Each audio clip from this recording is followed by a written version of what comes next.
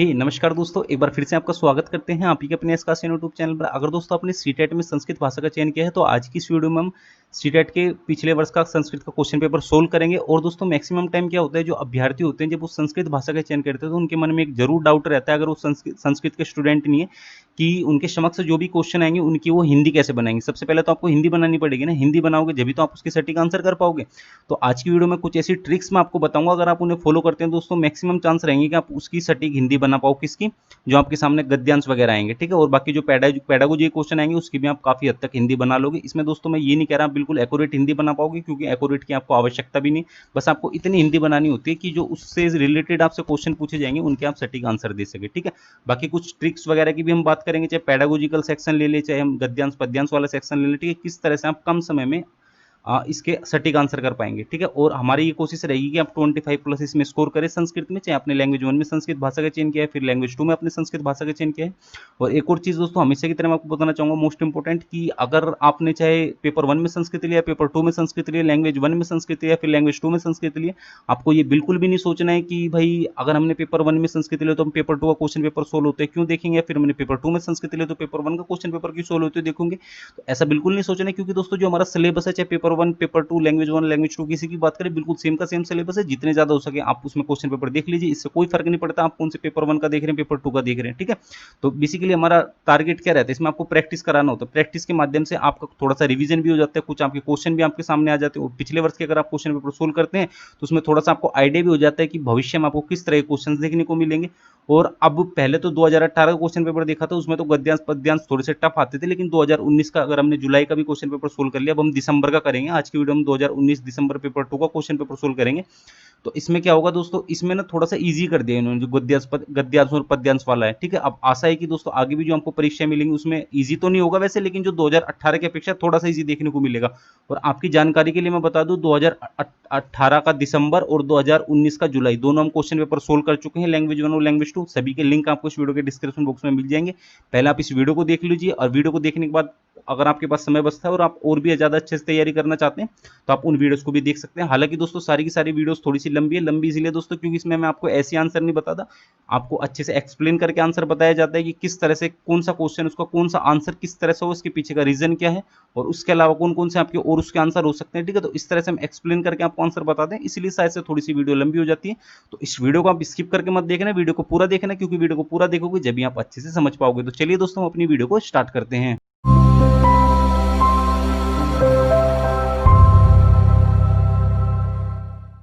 तो गाइज ये हमारे सामने 2019 दिसंबर में जो आपकी सीटेट की परीक्षा हुई थी पेपर 2 के लिए, उसका संस्कृत का क्वेश्चन पेपर है। फिलहाल हम लैंग्वेज 1 को सोल्व करेंगे, इसके बाद हम लैंग्वेज 2 को सोल्व करेंगे। तो लैंग्वेज 1 को सबसे पहले सोल्व कर लेते हैं। तो इसमें जो आपके स्टार्टिंग के क्वेश्चन है, आपको एक गद्यांश देखने को मिलेगा, और इस गद्यांश को आपको अच्छे से रीड करना है। इसके बाद इसके संबंध में जो भी आपसे प्रश्न पूछे जाएंगे उसके आपको आंसर करने। ये एक तरह से अनसीन पैसेज आप इसे बोल सकते हैं, ठीक है। तो चलिए अपनी वीडियो को स्टार्ट करते हैं। अब दोस्तों जब इसकी आप हिंदी बनाओगे, हिंदी बनाने में ये कि आपको हिंदी तो जानते ही हो, ठीक है, इतना तो मुझे पता है। अगर आप संस्कृत ने आप अगर आपने सीटेट में संस्कृत भाषा का चयन किया तो आप हिंदी तो इतनी जानते ही हैं, ठीक है।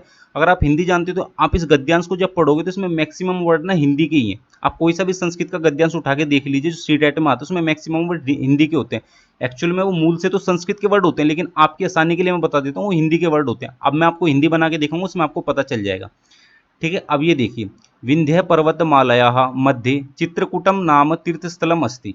अब कितने सिंपल है ये देखिए, विंध्य पर्वतमाला है, हिंदी वर्ड है, मध्य बीच में, मध्य तो बीच में ही होता है, ठीक है। चित्रकूटम ये चित्रकूट है, और नाम तीर्थस्थल अस्ति, ठीक है। तो चित्रकूट नाम का तीर्थस्थल है कहाँ पे, विंध्य पर्वतमाला के मध्य, मतलब विंध्य पर्वतमाला है उसके बीच में, ठीक है। देखो सारे के सारे हिंदी वर्ड हो गए ना आपकी स्टार्टिंग में, विंध्य पर्वतमाला हिंदी।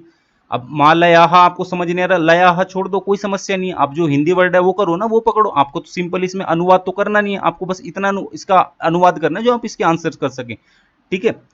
तो विंध्य पर्वतमाला आपने पकड़ लिया, मध्य, तो मध्य का तो आपको पता ही है, मध्य बीच में ही होता है हमेशा। आप हिंदी का वर्ड है तो ठीक है। चित्रकूटम, अब चित्रकूट है दोस्तों एक, अब ये तो स्थान का नाम है, ठीक है। नाम तीर्थस्थलम अस्ति, तो तीर्थस्थल भी हिंदी वर्ड है, और अस्थि भवती संति इनका सबका मतलब क्या होता है, ह होता है, ठीक है। तो अस्थि भी नहीं समझ आ रहा, छोड़ दो, ठीक है। तो विंध्य पर्वतमाला के बीच में चित्रकूट नाम का तीर्थस्थल है, ठीक है।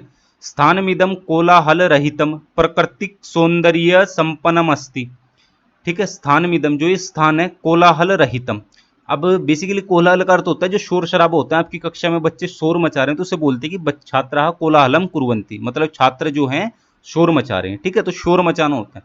अब ये बोला रहित, ठीक है, तो कुछ भी रहित हो गया था ना उसके बिना, तो कोलाहल रहित, शोर रहित, या फिर आप कुछ भी बोल दीजिए, रहित का मतलब उसके बिना होता है ना, तो हिंदी वर्ड।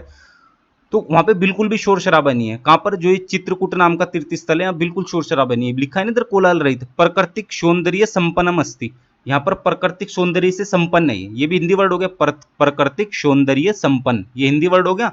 स्थान भी आपका हिंदी वर्ड हो गया, ठीक है। ये स्थान जो कोलाहल रहित है, ये तो मैंने आपको बता दिया। कोलाहल अगर आपको समझ नहीं आ रहा तो छोड़ दो, कोई कोई समस्या नहीं है, बस ये आप ध्यान रखो जो स्थान है प्राकृतिक सौंदर्य संपन्न है, ठीक है। इस तरह से आपको हिंदी बनानी। अत्र आगमनेन दर्शनेन च आनंदोनुभूति ही जायते। अब कितना सिंपल है, देखिए अत्र, यहां अगर आपको समझ नहीं आ रहा अत्र छोड़ दो। आगमनेन, आकर, आने से आगमन कर तो आना होता है ना, उन्होंने आगमन किया, वह आए, ठीक है। भी हिंदी वर्ड एक बार मान सकते हैं, दर्शनेन, दर्शन करना, देखना, ठीक है। च का मतलब और ही होता है आनंद अनुभूति जायते, यहाँ आने से और दर्शन करने से आनंद की अनुभूति होती है। किसको, चित्रकूट जो नाम का तीर्थ स्थल है यहाँ। एक तो ये प्राकृतिक सौंदर्य से संपन्न है, यहाँ शोर शराबा बिल्कुल नहीं है, बिल्कुल शांति है यहाँ, ठीक है। और यहाँ आने से आपको आनंद की अनुभूति तो होगी जब इतने सारे गुण है इसके अंदर, ठीक है। अगली लाइन देख लेते हैं, चित्रकूटे संगनानी सगनानी वनानी संति। ये चित्रकूट है, इसमें चित्रकूट में बहुत सारे वन है, ठीक है। सगनानी आपको समझ नहीं आ रहा, स्किप कर दो, छोड़ दो। वनानी संति, वन का मतलब क्या होता है, आपकी वाटिका हो गई, आपके पार्क हो गए, ठीक है। पार्क तो दोस्तों बेसिकली आज के होते हैं, लेकिन वन तो आप वन से तो अच्छी खासे परिचित होंगे, वन किसे बोलते हैं, ठीक है। तो यहाँ चित्रकूट में बहुत सारे वन है, देखिए, ठीक है। तो इस तरह से आपको बनाना है, चित्रकूट वनानी संति, बस चित्रकूट में वन वन है। अत्र बहवः निर्जराः सन्ति, अत्र यहाँ बहवः बहुत सारे या बहुत प्रकार के, निर्जराः सन्ति। अब निर्जर दोस्तों ये भी हिंदी का वर्ड है। अगर आपको पर्यायवाची पता होंगे, जो झरना होता है, झरना का पर्यायवाची निर्जर होता है, तो निर्जर को क्या बोलते हैं, झरना बोलते हैं। तो यहाँ पे क्या है, अब देखियो आपको पता चल गया निर्जर का मतलब झरना है। अब दोस्तों ये मैंने आपको स्टार्टिंग बताया था, आपको हिंदी का ज्ञान होना आवश्यक है, ठीक है। तो निर्जर हम किसे बोलते हैं, झरने को बोलते हैं, ठीक है। तो ये हिंदी वर्ड है आपका। तो निर्जर, अत्र बहवः निर्जराः सन्ति, ठीक है। तो यहाँ पर बहुत सारे झरने हैं।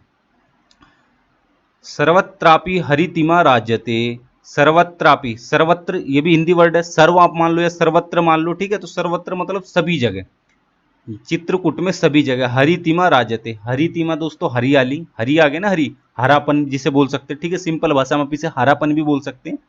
और हरियाली, हरापन कब होगा, जब हरियाली होगी, मतलब पूरी हरियाली है यहाँ। देखो कितना अच्छा है ये, जो ये चित्रकूट नाम का तीर्थ स्थल है। अब पता नहीं असली में है, शायद से असली में होगा, जब भी दोस्तों इन्होंने यहाँ बताया है।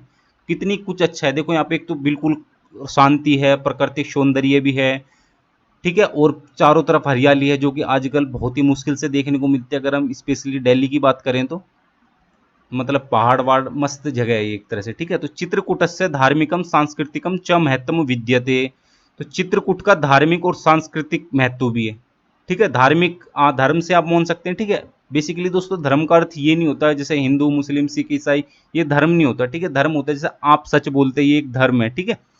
और बाकी धार्मिक आप बोल दो, जो भी उनकी परंपरा वगैरह रहे, सांस्कृतिक जो भी उनकी बोलचाल वगैरह, उसका भी एक अलग से महत्व है वहाँ की, कहाँ की, चित्रकूट की, ठीक है। कथ्यते यत् सीता लक्ष्मणाभ्याम सह वनवास काले श्रीरामः एकादश वर्षाणि यावत चित्रकूटे एवं निवासम कृतवान। ये देखिए, अब दोस्तों आपको पता होगा, रामायण तो आपने देखी होगी ना, तो रामायण में 14 वर्ष का श्री राम लक्ष्मण और सीता मैया ने वनवास के लिए गए थे ना वो, तो वही चीज बोलिए थे। कथ्यते कहते हैं कि सीता लक्ष्मण के साथ वनवास काले, मतलब ऐसा कहते हैं कि सीता लक्ष्मण के साथ वनवास काल, जब ये वनवास गए थे श्री राम, तो एकादश वर्षाणि यावत चित्रकूट एवं निवासम कृतवान। अब ये देखिए दोस्तों 14 वर्ष का उन्होंने वनवास काटा था, और यहाँ पर ये लिखा है कि एकादश वर्ष, मतलब 11 वर्ष वो यहीं निवास करे थे। मतलब 14 वर्षों में से दोस्तों 11 वर्ष उन्होंने यहीं चित्रकूट में ही निवास करा था, ऐसा यहाँ पर बोल रहे हैं, ठीक है। और कौन किसने करा था, तो यहाँ पर लिख रखा है सीता लक्ष्मण के साथ श्री राम ने भी थे, तो साथ तीनों ही, ठीक है। तो यहीं यहीं 11 साल उन्होंने यहीं यहीं रहे थे वो, ठीक है, 14 सालों में से। तो दोस्तों ये तो फिर पवित्र जगह ही होगी एक तरह से, ठीक है। अब अगला देख लेते हैं, यहां तक हमने पढ़ लिया है। अब ये देखिए दोस्तों, ठीक है, सिंपल है आपका, सीता सीता लक्ष्मण, ठीक है। सीता लक्ष्मण सह वनवास काले, वनवास आप अच्छे से परिचित है, वनवास गए थे। श्री राम एकादश वर्षाणी, एकादश अगर आपको समझ ही नहीं आ रहा तो कोई दिक्कत नहीं, वर्ष तो आपको समझ आ रहा है, साल। यावत चित्रकूट एव, चित्रकूट एव एव भी हिंदी वर्ड है ही, निवासम कृतवान, निवासम वासम, ठीक है, बसना होता है ना, निवास करते हैं वहां, तो निवास का मतलब रहना होता है, तो रहना कृतवान, ठीक है। कृतवान समझ नहीं आ रहा तो छोड़ दो, बाकी कृतवान का करना होता है, निवास किया या फिर निवास करा, ठीक है। तो जो आपको समझ आ रहा है उतना आप हिंदी बना लो अपनी सहूलियत के हिसाब से। अगला देख लेते हैं, महर्षि अत्रि साध्वी अनुसूया च अत्रेव तपस्याम कृत्वा आत्मज्ञानम अलभेताम। मतलब ये देखिए महर्षि हैं जो हमारे अत्रि, अत्रि महर्षि के बारे में सुना होगा, ये बहुत बड़े ऋषि थे अत्रि, ठीक है, तो उन्होंने, और साध्वी अनुसूया, ठीक है। अब जो हमारे तपस्वी होते हैं इन्हें क्या बोलते हैं दोस्तों, इन्हें तो ऋषि बोलेंगे ना, और जो फीमेल वर्जन में जो हमारे तपस्वी होते हैं उन्हें साध्वी बोलते हैं, ठीक है। जो मतलब औरतें वगैरह तपस्या करती हैं उन्हें साध्वी बोलते हैं, और जो आदमी वगैरह तपस्या करते हैं उन्हें ऋषि बोलते हैं, या फिर महर्षि आप इन्हें बोल सकते हैं, ठीक है। जो ज्यादा महान होते हैं उन्हें महर्षि की उपाधि से नवाजा जाता है, ठीक है। तो यहाँ पर क्या, अत्रि महर्षि और साध्वी अनुसूया, इन दोनों ने यही तपस्या करी थी, कहाँ पर, चित्रकूट में। देख लो कितना ज्यादा अच्छा स्थान है, ठीक है। कितने बड़े बड़े हमारे जो हमारे हिंदू धर्मों के अनुसार जो बहुत बड़े बड़े महर्षि हमारे भगवान जो भी हैं सब ने यही निवास किया था, ऐसा ये बोल रहे हैं, ठीक है। तो यहीं उन्होंने तपस्या करके आत्मज्ञान को प्राप्त किया था। अब दोस्तों इन दोनों ने, ठीक है, तपस्या क्यों करते हैं लोग, आत्मज्ञान को प्राप्त करने के लिए करते हैं। आत्मज्ञान का मतलब क्या, मैं कौन हूँ, हमने इस संसार में जन्म क्यों लिया, हमने मनुष्य जाति में क्यों जन्म लिया, मनुष्य जाति अन्य योनियों से विशेष क्यों है, क्योंकि दोस्तों मनुष्य जाति एक ऐसा साधन है जिससे आप स्वर्ग या फिर मोक्ष जा सकते हैं, ठीक है। आप स्वर्ग से डायरेक्ट मोक्ष नहीं जा सकते, और जो भगवान होते हैं जो स्वर्ग में निवास करते हैं उन्हें भी एक बार मनुष्य जाति में जन्म लेना पड़ता है ताकि वो तपस्या करके मोक्ष की प्राप्ति कर सके, ठीक है। चलो ये तो अलग चीज हो गई, ठीक है। तो आत्मज्ञान इन्होंने प्राप्त किया, मतलब जो आत्मज्ञान इन्होंने प्राप्त किया था किन्होंने, साध्वी ने, साध्वी अनुसूया ने और महर्षि अत्रि ने, ठीक है। अत्र अनेकानि दर्शनीयानि दर्शनीयानि स्थलानि संति। यहाँ पर देखो इसकी भी हिंदी सिंपल बनाओगे, यहाँ पर अनेकानि अनेक प्रकार के या फिर अनेक, ठीक है, दर्शन स्थल हैं, ठीक है। यहाँ पर अनेक दर्शनीय स्थल है, दर्शनीयानि है ना, तो दर्शनीय आप मान सकते हैं हिंदी वर्ड है, स्थलानि का मतलब स्थल आप मान सकते हैं संति, तो यहाँ पर बहुत सारे दर्शन स्थल है। अब ये रामघट्ट, रामघट्ट के बारे में बोलते हैं, मंदाकिन्याः तटे रामघट्ट अस्ति। जो मंदाकिन्या है, जो मंदाकिनी नदी है उसके तट पर रामघट्ट है, ठीक है। अत्र प्रायेण तीर्थयात्रिणाम समृद्धः समृद्धः भवति, ठीक है। यहाँ पर अत्र प्रायेण मतलब लगभग हमेशा, तीर्थयात्री नाम, जो तीर्थयात्री हैं वो समृद्ध होते हैं, मतलब भीड़ होती है तीर्थयात्रियों की। कहाँ पर दोस्तों, रामघट्ट पर। रामघट्ट कहाँ है, ये जो आपकी मंदाकिनी नदी के किनारे है, ठीक है। तो इस तरह से आपको हिंदी बनानी। सायकाले मंदाकिन्याः निराजन समये मनोरम दृश्यम भवति। तो सायकाले शाम के टाइम, मंदाकिन्याः निराजन समय, जो हमारी नदी है इसकी जब आरती होती है, ठीक है, तो इसके समय जो आप वहाँ का दृश्य देखोगे चित्रकूट का, वो सच में मनोरम दृश्य होता है, मतलब आपको मन को भा जाने वाला, ठीक है, बहुत ही अच्छा होता है, जो आपको एकदम से देख को पसंद है, आपको मन के ठंडक मिले, ठीक है, मनोरम, मन को भा जाने वाला ऐसा दृश्य आपके समक्ष होता है। कब होता है ये, जब मंदाकिनी की निराजन समय, ठीक है, मंदाकिनी की जब पूजा आरती होती है, ठीक है, उसके समय। रामघट्टात नाति दूरमेव जानकी कुंडम अस्ति। जो रामघट्ट है उससे थोड़ी सी दूर पर जानकी कुंडम भी है, ठीक है, एक कुंड है जानकी, ठीक है, वो कुंड है। वनवास वनवासे सीता अत्रैव स्नानम करोति स्म, ठीक है। अब तीनों ने 11 वर्ष वनवास यहीं काटा था ना, मतलब राम ने, लक्ष्मण ने और सीता ने, तो नाना धोना तो होगा ही भाई। तो जो हमारी सीता मैया थी वो यहीं, जानकी कुंड है जो, ठीक है, तो यहीं स्नान करती थी वो। अब शायद दोस्तों सीता को जानकी भी कहा जाता है, पता नहीं पार्वती को कहा जाता है जानकी, सती, चलो ये तो अलग चीज है, ठीक है। तो जो हमारी सीता मैया थी वो जानकी कुंड में ही क्या करती थी, स्नान करती थी। सघ सघन वन्य मध्य अनुसूयाश्रम विद्यते। जो सघवन मध्य, जो सघवन है इसके बीच में दोस्तों अनुसूया का आश्रम भी है, ठीक है। अब अनुसूया ने यहाँ तपस्या करी थी ना, तपस्वी अनुसूया, और बाकी एक अत्रि महर्षि थे हमारे, तो इन दोनों ने तपस्या करी थी, तो यहाँ पर इन्होंने बता दिया कि यहाँ पर एक अनुसूया का आश्रम भी है, ठीक है। शायद से जहाँ उन्होंने तपस्या करी थी वहीं उनका आश्रम बना दिया हो। अत्र पक्षिणाम, ठीक है, कलरवः निर्झर ध्वनि शीतल वायुश्च मनासी मनांसी रंजयति, ठीक है। अत्र यहाँ पक्षिणाम, पक्षी जो आपके बर्ड्स होते हैं, ठीक है। कलरवा, कलरवा दोस्तों बेसिकली हम हंस को बोलते हैं। निर्झर ध्वनि, निर्झर मैंने आपको बता दिया झरना, और ध्वनि का मतलब होती है आवाज, जो झरने से जो आवाज आती है, जब आपका झरना बहता है उससे बहुत ही मधुर आवाज आती है, ठीक है। शीतल वायुष्य मनांसी रंजयति, ठीक है, मन को भा लेती है, मतलब मजा आ जाता है देख के। किस किस चीज को?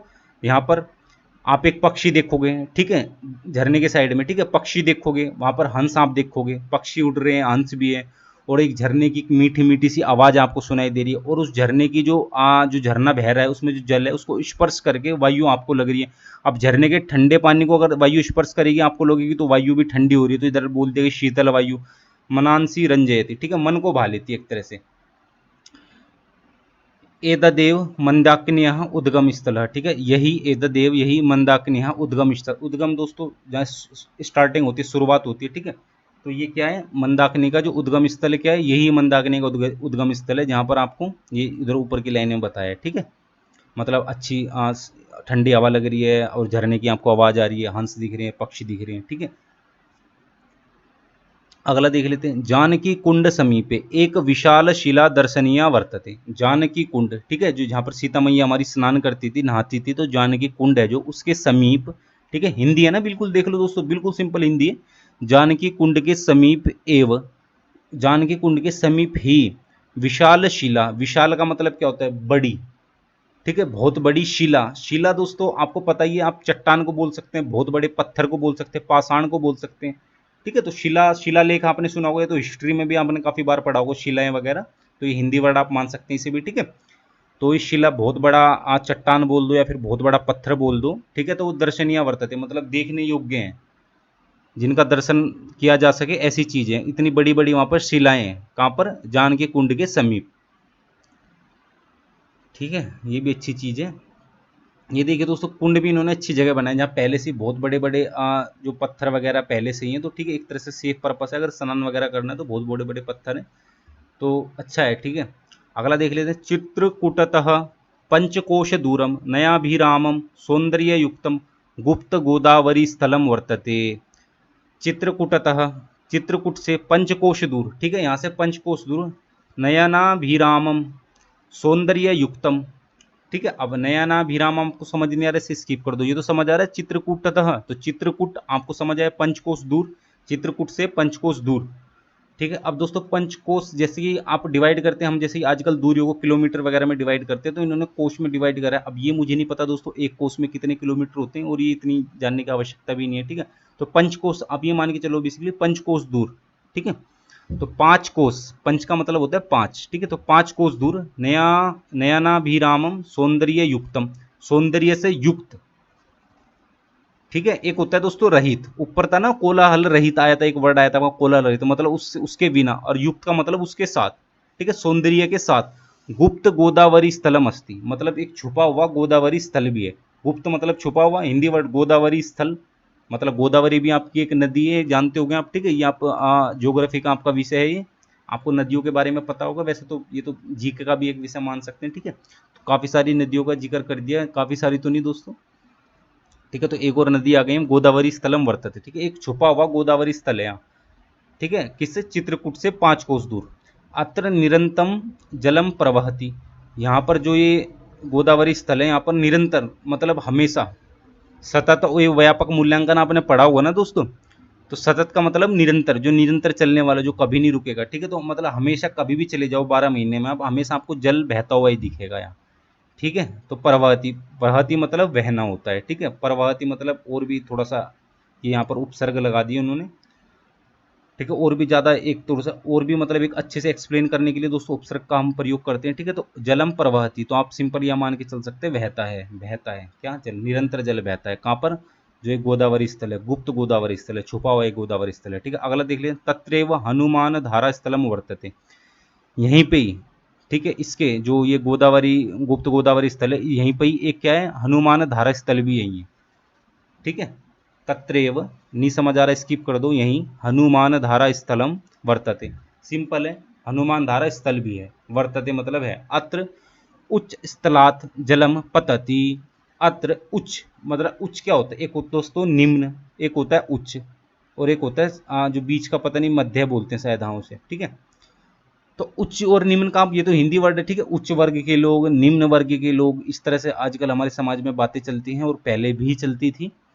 तो उच्च वर्ग है जो, उच्च, उच्च का मतलब होता है ऊंचा, ठीक है, तो ऊंचा स्थल का मतलब स्थल एक जगह आपकी, तो ऊंचे स्थल से मतलब ऊपर से जल पतती, तो मतलब जो ये हनुमान धारा स्थल है, यहाँ पर क्या होता है, यहाँ पर ऊंचे स्थल से बहुत ऊपर से जल पतती, पतती का मतलब होता है गिरना, ठीक है। तो जल गिरता है, मतलब जैसे झरना होता है ना, ऊपर से पहाड़ की चोटी से गिरता है, तो यही उच्च स्थलात जलम पतति, ठीक है। तो यही चीज बोली गई है। तो दोस्तों इस तरह से हमने बिल्कुल सिंपल वे से इसकी हिंदी बना ली है पूरे के पूरे की, और बिल्कुल भी कठिनाई नहीं होगी आपको शायद से। और दोस्तों ये मैक्सिमम जब भी संभव हो पाएगा, जितनी ज़्यादा से ज़्यादा आप इसमें प्रैक्टिस करोगे और भी ज़्यादा अच्छे से आप हिंदी बना पाओगे। मैक्सिमम वर्ड हिंदी के, और हिंदी के वर्ड को ही हमने दोबारा से हिंदी में आपको प्रस्तुत करके बताया, ठीक है।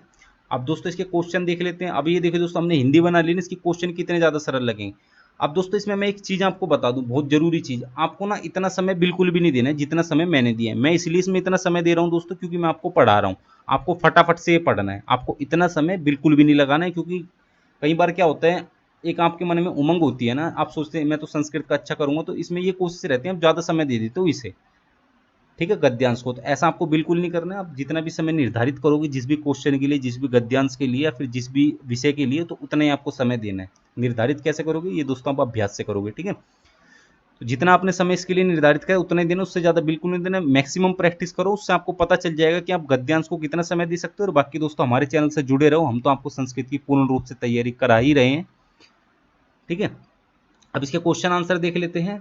नंबर 91वां क्वेश्चन देख ले, अत्रागमनेन दर्शनेन च किम भवति। ये तो देखो दोस्तों स्टार्टिंग की लाइन है, आनंद की अनुभूति होती है। मैंने आपको स्टार्टिंग में बता दिया था ना, देखिए अत्र आगमनेन दर्शनेन च आनंद अनुभूति जायते, ठीक है। तो उसका ऑप्शन नंबर एक बिल्कुल सही है। और इसी ऐसी तरह के क्वेश्चन के लिए दोस्तों मैंने आपको ये बोला था कि एक बार ना आपको क्या करना है, स्टार्टिंग में ना पूरे के पूरे सारे के सारे रीड कर लेने हैं, ठीक है। कुछ नहीं करना, जैसे ही आप ये गद्यांश आपके समक्ष आएगा, सबसे पहले आपको क्या करना है, जितने भी क्वेश्चन इस गद्यांश से संबंधित एक बार उन्हें रीड कर लेना आप, ठीक है। मैं याद करने के लिए नहीं कह रहा, बस एक बार नजर फेर लेना। नजर फेरने से होगा, जो आपको बहुत ज्यादा सिंपल क्वेश्चन होंगे, जब आप गद्यांश पढ़ोगे तो पेंसिल तो आप लेके जाओगे, तो उसे अंडरलाइन कर लोगे, बाद में जब आप उनके आंसर करोगे तो आपका समय काफी ज्यादा बच जाएगा, ठीक है। इसलिए मैं ये चीज बोल रहा हूँ आपको, स्टार्टिंग में बस थोड़ी सी देर के लिए आधा मिनट या 20 सेकंड आपको लगेंगे रीड करने में। सारे याद कर लेते तो अच्छी बात है, नहीं याद होते तो कोई समस्या नहीं, बस एक बार रीड कर लो, ठीक है। तो इसका सिंपल आंसर है आनंद की अनुभूति होती है, तो हमें स्टार्टिंग में दिख गया था। अगला क्वेश्चन देख लेते हैं, सीता लक्ष्मणाभ्याम सह कह अत्र वासम आकरो। तो सीता लक्ष्मण के साथ किसने यहाँ वास करा था दोस्तों, इसका भी सिंपल, हमने जब हिंदी बनाई थी पता चल गया था, श्री राम ने वास करा था। और बाकी मैं आपको ये लाइन दिखा भी देता हूँ, कथ्यते यत् सीता लक्ष्मणाभ्याम सह वनवास काले श्री रामा एकादश वर्षाणि यावत् चित्रकूटे एव निवासम कृतवान, ठीक है। तो निवासम कृतवान, तो निवास किसने, वासम या निवासम एक ही चीज होती है, ठीक है। वास किया निवास किया एक ही चीज होती है। तो किसने किया था, श्री राम ने किया था। अब दोस्तों यहाँ पर एक ट्रिक्स मैं आपको बता देता हूँ, बहुत अच्छी ट्रिक बताऊंगा। मैक्सिमम क्वेश्चन अगर आपको ऐसे देखने को मिलते हैं, वैसे आपको ना ऐसे वर्ड मिल जाएंगे इसमें जो आपसे क्वेश्चन पूछे जाएंगे। ये देखिए दोस्तों, यहाँ व्याकरण का क्वेश्चन नहीं होना चाहिए आपका, या तो इस गद्यांश से संबंधित होना चाहिए, या थोड़ा सा वैसा हो, मतलब एक तो होता है इस गद्यांश से चुनकर लिखिए, वो तो बिल्कुल डेफिनेटली होगा। बाकी आपका इस गद्यांश से संबंधित वैसे तो सारे क्वेश्चन होते हैं, लेकिन आप यहाँ व्याकरण को छोड़ के बाकी जितने भी आपके समक्ष क्वेश्चन आते हैं जो इस गद्यांश से संबंधित, जैसे सीता लक्ष्मण का इस गद्यांश से संबंधित है ना, मतलब यहीं से आपको इसका आंसर मिलेगा। तो इसमें देखना, अब ये देखिए दोस्तों, इसमें वाल्मीकि, व्यास, कालिदास, इन सब का तो यहाँ इसमें वर्णन ही नहीं किया गया, सीधा का सीधा श्री राम का वर्णन किया। अगर आपने अच्छे से पढ़ा है तो दोस्तों यहाँ बहुत ज्यादा आपका समय बचेगा। आप जैसे क्वेश्चन पढ़ोगे, ठीक है, आपको चाहे क्वेश्चन ना भी पढ़ो, मतलब एक बार पढ़ोगे तो यही वैसे आप क्वेश्चन, ठीक है, किसने निवास किया, आप देखोगे वाल्मीकि का पूरे गद्यांश में जिक्र हुआ ही नहीं है, व्यास जी का भी पूरे इसमें जिक्र नहीं हुआ है, कालिदास जी का भी इसमें पूरा जिक्र नहीं हुआ है, केवल किन का हुआ है, वाल्मीकि जी का भी नहीं हुआ, तो किनका, श्री राम जी का जिक्र हुआ है बस, ठीक है। तो डेफिनेटली दोस्तों आपको ऑप्शन नंबर 4 सही होगा। या तो ऐसे कर लो स्ट्रिक्ट से, कई बार क्या होता है कि आपको ऑप्शंस में दो ऐसे शब्द दिए जाएंगे जो गद्यांश में हो जाए, फिर आपको दोस्तों पढ़ के करना पड़ेगा। पढ़ के कैसे करोगे, मैंने आपको बता दिया, आपने गद्यांश अच्छे से पढ़ा है और देख लिया, आपको स्टार्टिंग में दिख गया श्री राम ने वास करा था एकादश वर्ष तक, मतलब 11 वर्ष तक, ठीक है। आकरोत इति पदस्य समानार्थकम पदम अनुच्छेदस्मिन् प्रयुक्त प्रयुक्त तचित्वा लिखत। आकरोत इति पदस्य, इस पद के समानार्थक मतलब इससे मिलता जुलता शब्द कौन सा इसमें यूज किया गया है, तो दोस्तों आक्रोत मतलब किया। अब ये देखिए वासम आक्रोत, ठीक है, वासम किया, लेकिन यहाँ क्या है, कृतवान, निवासम कृतवान, ठीक है। तो इसका आंसर दोस्तों आपको ऑप्शन नंबर 3 ही सही है। ये तो हो गया मैंने अनुच्छेद में से देख के लिखा है, क्योंकि देखो अब आप अनुच्छेद की बात हुई है ना, लिखितवान, पीतवान, पूरितवान, इन 3 वर्ड का दोस्तों पूरे अनुच्छेद में यूज ही नहीं किया गया है, उपयोग ही नहीं किया गया है। तो जब अनुच्छेद से चुनकर लिखने की बात आती है तो दोस्तों इसमें तो इन 3 वर्ड का यूज ही नहीं किया गया। आंख बंद करके आप ऑप्शन नंबर 3 सही कर दो, क्योंकि कृतवान का यूज किया गया है, ये रहा कृतवान, ठीक है, कृतवान का हमारा यूज किया गया है इसमें। तो इस तरह से आप देख सकते हैं कृतवान का हमारा यूज किया गया, तो इसका ऑप्शन नंबर ठीक है। और बाकी वैसे आपकी जानकारी के लिए बता दूं, आप गद्यांश पढ़ेंगे वैसे पता चल जाएगा। और वैसे में आपकी जानकारी, आक्रोत का मतलब होता है ये दोस्तों करना ही होता है, जो भूतकाल में किया गया वो काम होता है उसे आक्रोत बोलते हैं। ठीक है, निवासम कृतवान तो भूतकाल में किया गया, मतलब पहले किया, अब तो कर नहीं लिया वर्तमान में, ना भविष्य की बात कर रही है, भूतकाल की बात हो रही है। ठीक है, तो बेसिकली आपका आक्रोत तो हो गए जो आपके धातु रूप हो गए। ठीक है, जो भूतकाल के रूप होते हैं आपके लंग लकार साहित्य से होते हैं। ठीक है, तो वो हो गए आपके। ठीक है, और बाकी जो कृतवान है यहाँ पर आपका त्वतु प्रत्यय लगाया गया, ये भी भूतकाल के लिए यूज होता है। ठीक है, तो बस इतना फर्क है। ये तो मैंने आपको अगर आप संस्कृत में अच्छी जानकारी रखते हैं तो उस हिसाब से आपको बताया। बाकी अगर आपको ट्रिक्स चाहिए तो ट्रिक्स मैंने आपको बता दी, या तो यहाँ से देख लो और बाकी बाकी के 3 वर्ड देख लो, उसमें यूज ही नहीं हुए, तो इस तरह से पेपर आंसर कर सकते हैं। अगला देख लेते हैं 94। का नाम साध्वी तपस्याम कृत्वा आत्मज्ञानम अलभ्यत।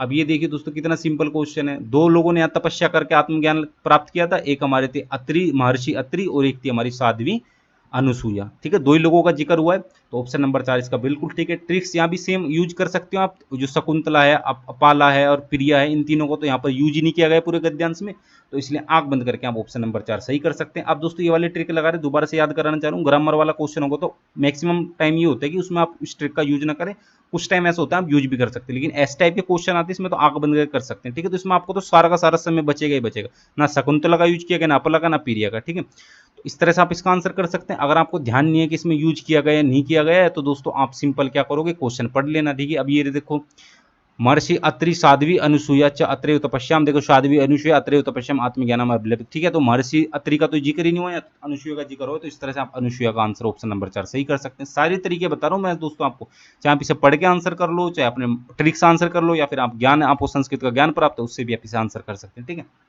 अगला देख लेते हैं। करोति इति पदे कहा धातु वर्तते। करोति में कौन सी धातु है। अब ये दोस्तों शायद से आपको गद्यांश में नहीं मिलेगा, ये व्याकरण का क्वेश्चन है। ठीक है, अब देखिए दोस्तों, धातु तो इसमें क्री धातु है, वैसे ऑप्शन नंबर इसका ठीक है, क्योंकि पट कौन सी धातु होती है, पठती। लिख कौन सी धातु होती है, लिखती। हस कौन सी धातु होती है, हसती। हसती का मतलब हंसना, लिखती का मतलब लिखना, पठती का मतलब पढ़ना, और करोति का मतलब क्री धातु से जो बनता है करोति, इसका मतलब करना। ठीक है, तो क्री है। अब दोस्तों इसमें सिंपल, ये मैं हर जगह तो यूज नहीं होगी, लेकिन चांस रहेंगे मैक्सिमम टाइम आप इसे यूज कर लो। धातु वगैरह आपसे पूछी जाए तो कोई सा भी अगर आपके सामने से करोती आया तो स्टार्टिंग का ती हटा दो। ठीक है, स्टार्टिंग के आप वर्ड देखो, इसमें क और र वर्ड है। ठीक है, क्री वर्ड है ना। ठीक है, तो क्री हो गया, क और र है ना, रा के बाद ही तो री बनेगा ना, वो तो करा। तो इसमें देखिए स्टार्टिंग के क और र है, तो इसमें भी कर रहा है। तो इस तरह से आप इसका आंसर कर सकते हो। मान के चलो पठती होता, ती आपने हटा दिया पठती में, और शुरू के क्या बचते, पठ बचता, तो पठ आप इस तरह से धातु का पता लगा सकते हैं। लिखती होता दोस्तों, शुरू में लिखती हटा दिया आपने, शुरू के क्या वर्ड है, लिखती में लिख है, तो इसमें लिख। हसती में शुरू के क्या वर्ड है, हंस है, तो इसमें हंस हो जाता। ठीक है, इसकी धातु। करोती के शुरू में क्या वर्ड है, करा, तो करा का मतलब इधर क्रिया, तो ऑप्शन नंबर 1 बिल्कुल ठीक है। तो इस ट्रिक का भी आप यूज कर सकते हैं। ठीक है, रंजयति इति पदस्य एक वचनम किम भवति। तो दोस्तों ये आपने पठ धातु के रूप याद करे होंगे शायद से, दोस्तों आपने पढ़े ही होंगे, आपने संस्कृत में पठती पठत पठंती, है तो दोस्तों हर किसी को याद होते हैं। ठीक है, तो पठती पठत पठंती, इसी तरह से चलेंगे। रंजयति रंजयतः रंजयंती। ठीक है, तो रंजयति एक वचन पूछा है ना, तो रंजयति एक वचन हो गया, रंजयतः द्विवचन हो गया, और बहुवचन इसका आपको सामने दिख रहा है, रंजयंती। ठीक है, तो इसका सही आंसर क्या होगा, ऑप्शन नंबर 2 रंजयति। अगला देख लेते हैं दोस्तों। अनुसूयाश्रम कस्याः नद्याः उद्गम स्थलम अस्ति। जो अनुसूया का आश्रम था वो किस नदी के उद्गम स्थल के पास था, उद्गम स्थल के आसपास था। ठीक है, तो इसमें आप देख सकते हैं, तो ये दोस्तों हमने स्टार्टिंग में पढ़ लिया था, मंदाकिनी उद्गम स्थले अनुसूया आश्रम वर्तते। ठीक है, तो मतलब अनुसूया का जो आश्रम था वो मंदाकिनी नदी उसके उद्गम स्थल पर था। बाकी मैं आपको उसको लाइन भी दिखा देता हूँ। ये देखिए दोस्तों, सगमने मध्ये अनुसूयाश्रम विद्यते अत्र पक्षिणाम कलरनिर्जरो कवति मनसि रंजयति अतएव मंद्याकिन्या उद्गम स्थल। ठीक है, यहीं आश्रम था। ये देखो इन्होंने क्या बात करी है, जो सगवन मध्य, इन वनों के मध्य अनुसूया का आश्रम था, और आश्रम जहाँ था वहाँ पर। ठीक है, और बाकी क्या था, यहाँ पक्षी थे, और आपकी झरने की ध्वनि आ रही थी, शीतल वायु आ रही थी। ठीक है, जो आपको मन को भारी थी, और यही क्या था, मंदाकिनी उद्गम स्थल था। ठीक है, तो यही क्या था, मंदाकिनी उद्गम स्थल। तो सारी की सारी तीनों चीजें कहाँ हो रही थी दोस्तों, मंदाकिनी के उद्गम स्थल के समीप। ठीक है, तो इसका क्या आंसर है दोस्तों, ऑप्शन नंबर 4 इसका बिल्कुल आपका ठीक है, 97 का। अगला देख लेते हैं। चित्रकूटतः कियत दूरम गुप्त गोदावरी स्थलम वर्तते। तो दोस्तों मैंने आपको स्टार्टिंग में बता दिया था, ये तो पंचकोश मिततम। ठीक है, तो ये आपको दिखा देता, 5 कोस दूर क्या था, गुप्त गोदावरी स्थल था। ये आपको लाइन इधर दिख भी जाएगी, किधर है भाई,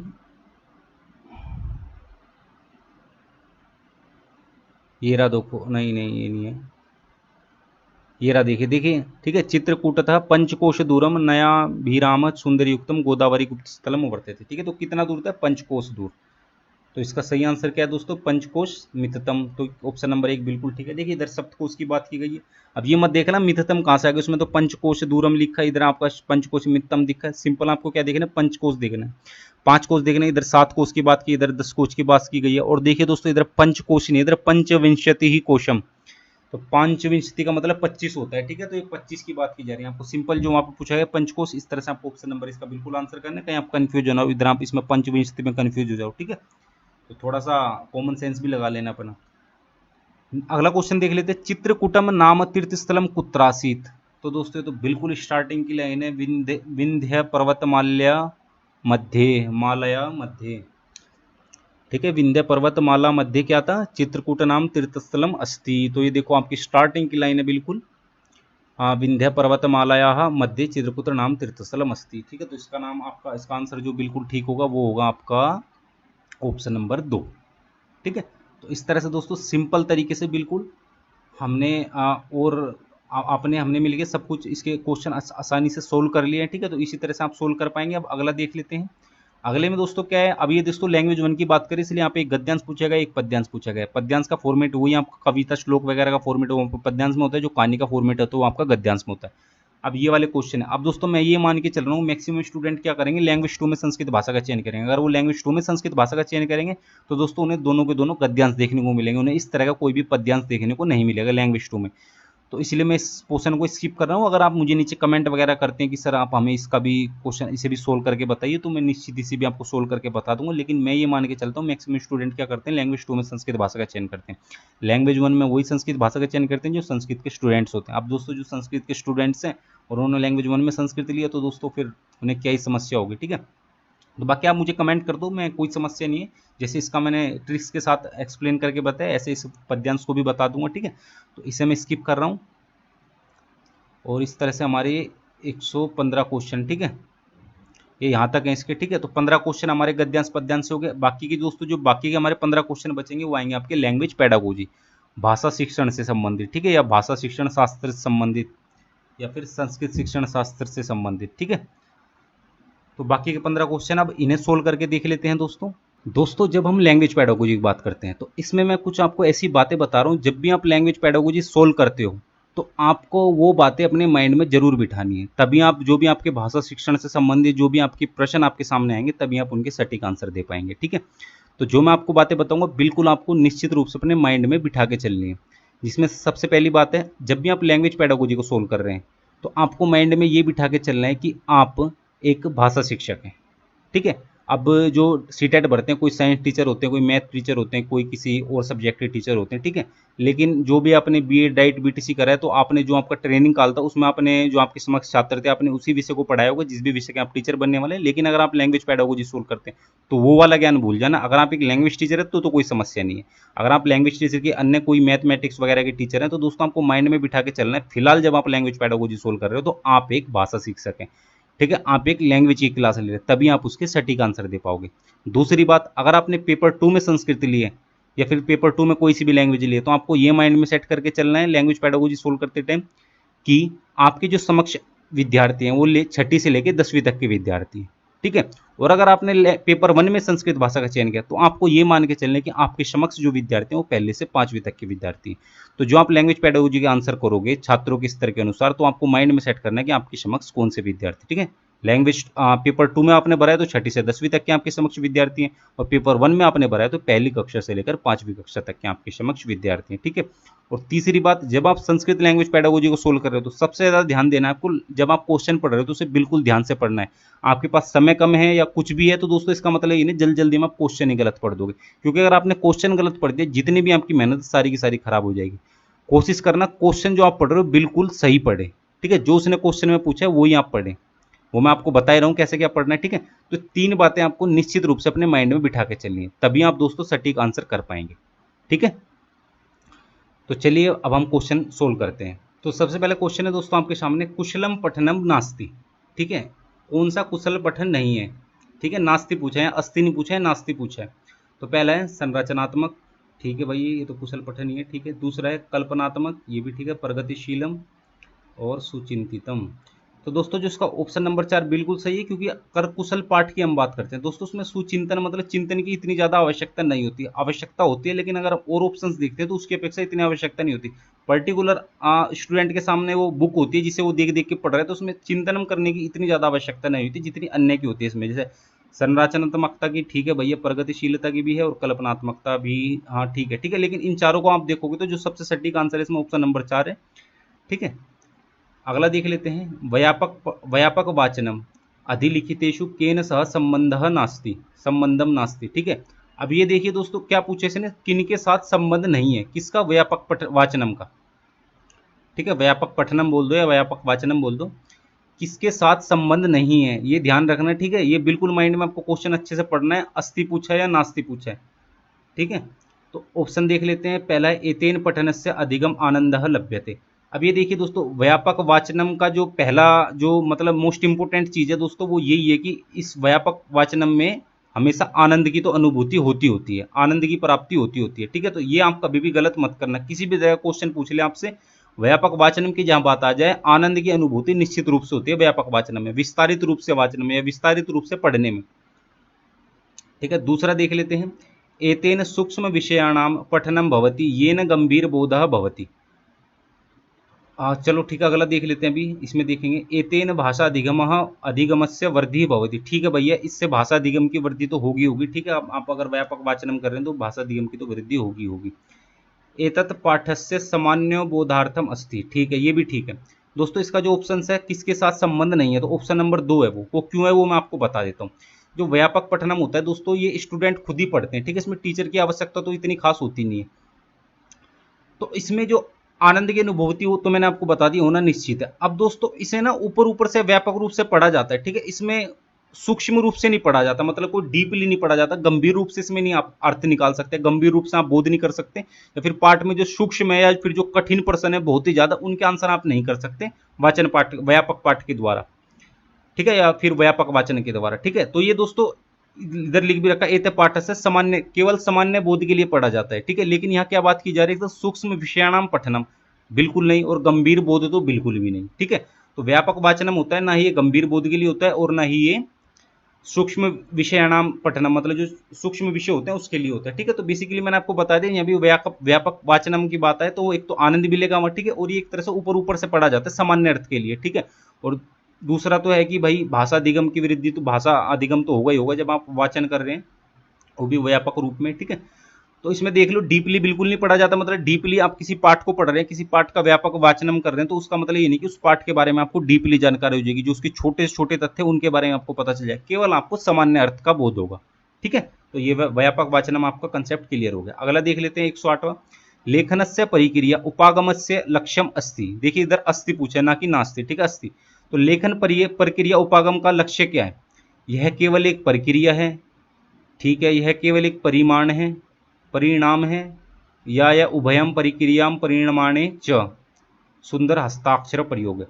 तो दोस्तों जो लेखन प्रक्रिया का उपागम की बात करते हैं, फिर हम लेखन प्रक्रिया की बात करते हैं दोस्तों, ये एक प्रक्रिया भी है और एक ये परिणाम भी है। ठीक है, तो ये ऑप्शन नंबर 3 इसका बिल्कुल ठीक है। जो लेखन प्रक्रिया उपागम है ये दोनों है, ये मतलब उभय का मतलब दोनों होता है। ठीक है, तो एक प्रक्रिया भी है और एक परिणाम भी है। ठीक है, और जो लेखन प्रक्रिया में दोस्तों सुंदर हस्ताक्षर से आपका संबंधित आ जाए ना कोई क्वेश्चन, तो दोस्तों इसके मैक्सिमम चांस होंगे अस्ति, पॉजिटिव में अगर आपसे पूछता जा रहा है। ठीक है, नेगेटिव की तो अलग बात है, मतलब अगर सकारात्मकता से कुछ आपसे प्रश्न किया जा रहा है या अस्ति है तो इसका मतलब सकारात्मकता से किया जा रहा है, तो सुंदर हस्ताक्षर उसमें इतना ज़्यादा सिद्ध नहीं होता, मतलब इतना ज़्यादा इंटरफेयर नहीं करता। ठीक है, तो सुंदर हस्ताक्षर लेखन के संबंध में आप ये मत सोचना, भ्रम मत पाल लेना, मिथ मत पाल लेना कि भाई लेखन की जहाँ बात की जाए वहाँ सुंदर हस्ताक्षर होना जरूरी है, क्योंकि मैक्सिमम स्टूडेंट है दोस्तों, आपकी क्लास आपने जहाँ भी पढ़ाए होंगे या फिर भविष्य में जहाँ भी पढ़ाएंगे उसमें सभी के सुंदर हस्ताक्षर नहीं होंगे। ठीक है, तो ये आपको ये भी थोड़ा सा ध्यान रखना है। ठीक है, यहाँ सुंदर हैंडराइटिंग की बात की जा रही है, मतलब हस्तलेख की बात की जा रही है, सुंदर हस्ताक्षर की बात की जा रही है। तो दोस्तों सुंदर हस्ताक्षर बिल्कुल भी मतलब जरूरी नहीं, तो हस्ताक्षर आप किसी भी तरह के कर सकते हैं। ठीक है, तो हर जगह जहाँ भी लेखन से संबंधित क्वेश्चन आएगा वो ये इस तरह का क्वेश्चन जरूर आपके सामने पुटअप करते हैं ऑप्शन में। ठीक है, सुंदर हस्ताक्षर या सुंदर लेख की बात करें, सुंदर लेख एक बार के लिए हो भी सकता है, लेकिन सुंदर हस्ताक्षर दोस्तों कहीं से कहीं तक भी यूज ही नहीं हो सकता। ठीक है, हस्ताक्षर आप किसी भी तरह से कर सकते हैं, उनकी सुंदरता होना जरूरी नहीं होता। 109 देख लेते हैं, भाषायाः पाठ्यक्रमे साहित्यस्य सन्निवेशे अधिलिखितेषु कस्य महत्वम नास्ति। ठीक है, अब दोस्तों इसमें मैं एक चीज बता, सुंदर हस्ताक्षर का नाम नहीं पता आपको, तो मैं बता दूं जो सिग्नेचर आप करते हैं वही हस्ताक्षर होते हैं आपके। ठीक है, ये बेसिकली आपको पता हुआ, लेकिन मुझे लगा नहीं पता हुआ तो किसी किसी को तो मैंने बता दिया। ठीक है, तो इसका देख लेते हैं।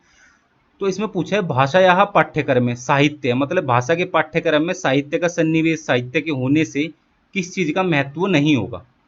ठीक है, अगर भाषा पाठ्यक्रम में, मतलब जो आप लैंग्वेज टीचर हैं तो आपके सामने जो पाठ्यक्रम है और उसमें साहित्य भी है, तो उसमें किस चीज का महत्व नहीं होगा। ऑप्शन नंबर 1 देख लेते हैं, एतत् केवलम श्रवण संभाषण कौशले पोषयति। अगला देख लेते हैं, एतत् विश्वसनीय सामग्री, एतत् अन्येषां स्वीकृति ज्ञातुम छात्राणां साहाय्यं करोति, व्यक्तिगत प्रतिक्रिया दातुम। तो दोस्तों इसका जो ऑप्शन नंबर 1 है वो बिल्कुल ठीक है, क्योंकि मैं बताता हूँ आपको, अगर पाठ्यक्रम में देखो, अब साहित्य आप पढ़ रहे हो तो दोस्तों वो लैंग्वेज की टीचर ही पढ़ाएगा साहित्य। ठीक है, मैथ का टीचर, साइंस का टीचर शायद से ना पढ़ाए, वो उदाहरण जरूर दे सकता है साहित्य से लेकर, लेकिन पढ़ाएगा नहीं। विषय उसका लैंग्वेज टीचर का ही होगा, साहित्य का वो। ठीक है, हिंदी साहित्य, संस्कृत साहित्य, उर्दू साहित्य, जितनी भी लैंग्वेज है सबका अलग अलग साहित्य है। और संस्कृत साहित्य में तो दोस्तों बहुत ही बड़ा है संस्कृत साहित्य तो। ठीक है, तो इसमें क्या करना है, अब जो संस्कृत साहित्य के होने से किसका महत्व नहीं है ये बताना है। ठीक है, एतत् केवलम श्रवण संभाषण कौशलो पोषयति। अगर साहित्य हम पढ़ाते हैं, अगर पाठ्यक्रम में हमारे सिलेबस में अगर साहित्य होगा, तो उससे केवल क्या होगा, छात्रों का श्रवण और संभाषण कौशल का विकास होगा। ये बिल्कुल गलत है। अन्य बहुत प्रकार के भी विकास होंगे, वो मैं आपको बता देता हूँ। ठीक है, केवल साहित्य पढ़ने से श्रवण और संभाषण कौशल का विकास नहीं होते, बिल्कुल गलत बात है। बहुत सारे प्रकार के, जब भी दोस्तों आप किसी भी लेवल का ठाके देख लीजिए, चाहे 6th क्लास से 12th क्लास या फिर ग्रेजुएशन या पोस्ट ग्रेजुएशन, हर जगह आपको लैंग्वेज में साहित्य जरूर मिलेगा। ठीक है, तो साहित्य का एक अलग ही विशेष महत्व है। तो ये बिल्कुल ये नहीं हो सकता कि केवल श्रवण और संभाषण, मतलब सुनने के लिए और बोलने के, जो सुनने का कौशल है आपका और जो बोलने का कौशल है, केवल उसमें ही आपका विकास हुआ है, बिल्कुल गलत है। दूसरा देख लेते हैं, एतत् विश्वसनीय सामग्री, बिल्कुल ठीक बात है। 80, जो साहित्य होता है दोस्तों ये विश्वसनीय होती है, मतलब ये फेक नहीं होता।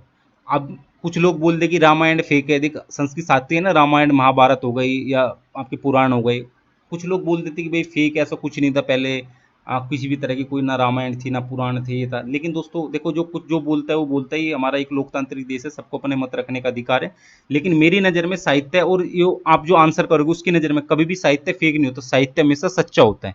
ठीक है, तो जो विश्वसनीय अगर आप कहा जाए साहित्य के विषय में, तो बिल्कुल ठीक है, विश्वसनीय एकदम बिल्कुल आप ट्रस्ट कर सकते हैं साहित्य पे भी। ठीक है, ये बिल्कुल ऑथेंटिक मटेरियल होता है आपका।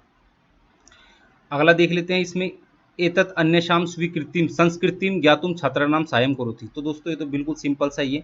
आप किसी भी साहित्य को पढ़ते हो, तो जिस भी समय के आप साहित्य को पढ़ रहे हो, उस संस्कृत उस समय की संस्कृति का आपको ज्ञान होगा। ठीक है, तो वही चीज बोल रखी है कि भाई उस संस्कृति ज्ञातुम छात्राणाम साहाय्यं करोति, मतलब उस समय की संस्कृति का छात्रों को ज्ञान होगा, इस चीज में सहायता करता है। ठीक है, साहित्य बिल्कुल ठीक बात है। व्यक्तिगताम प्रकृति प्रतिक्रियाम दातुम एतत् छात्रान प्रोत्साहित। हाँ ठीक है भाई, व्यक्तिगताम मतलब व्यक्तिगत रूप से छात्र अपनी प्रतिक्रिया देते, कुछ भी आपने कोई भी आपने पोयम सुनाई है या फिर आपने कोई भी कहानी बताई है साहित्य से संबंधित, तो उसमें बाद में छात्र अपनी प्रतिक्रिया देते हैं, इस तरह का प्रोत्साहित तो छात्रों को मिलता है। ठीक है, तो ऑप्शन नंबर 4 बिल्कुल ठीक है। तो इसका निश्चित रूप से ऑप्शन नंबर 1 आपका बिल्कुल सही आंसर है, मतलब इसका महत्व नहीं है, तो बिल्कुल ये ठीक है। ठीक है, तो बाकी की 3 आपको मैंने बता दिए, बिल्कुल सही है। अगला क्वेश्चन देख लेते हैं 110, अध्ययन अधस्तनेषु का उक्ति समीचीना अस्ति। अब देखिए दोस्तों, इस तरह के समीचीन अस्ति मतलब उत्तम, कौन सी उक्ति सबसे उत्तम है, उत्तम है, ऐसी बात की जाए तो आपको जितने भी ऑप्शंस मिलेंगे सारी की सारी आपको उत्तम ही मिलेगी। बट आपको इसमें ये देखना है कि सबसे ज़्यादा उत्तम कौन सी है, उसमें सबसे ज़्यादा अच्छी कौन सी है। ठीक है, यही सी टेट है हमारा। सारे आंसर आपको सही लगेंगे, लेकिन जो सबसे ज़्यादा सटीक आंसर है उसका आपको चयन करना होता है। अब ये बोलते हैं विराम चिन्ह वाक्यार्थ बोधे सहायम कुर्वन्ति। विराम चिन्ह दोस्तों, विराम चिन्ह से तो आप अच्छी भले अवगत होंगे। ठीक है, आपका पूर्ण विराम हो गया, अल्प विराम हो गया, अर्ध विराम हो गया, कोमा हो गया, या प्रश्नवाचक हो गया। देखिए दोस्तों, प्रश्नवाचक हो गया ये।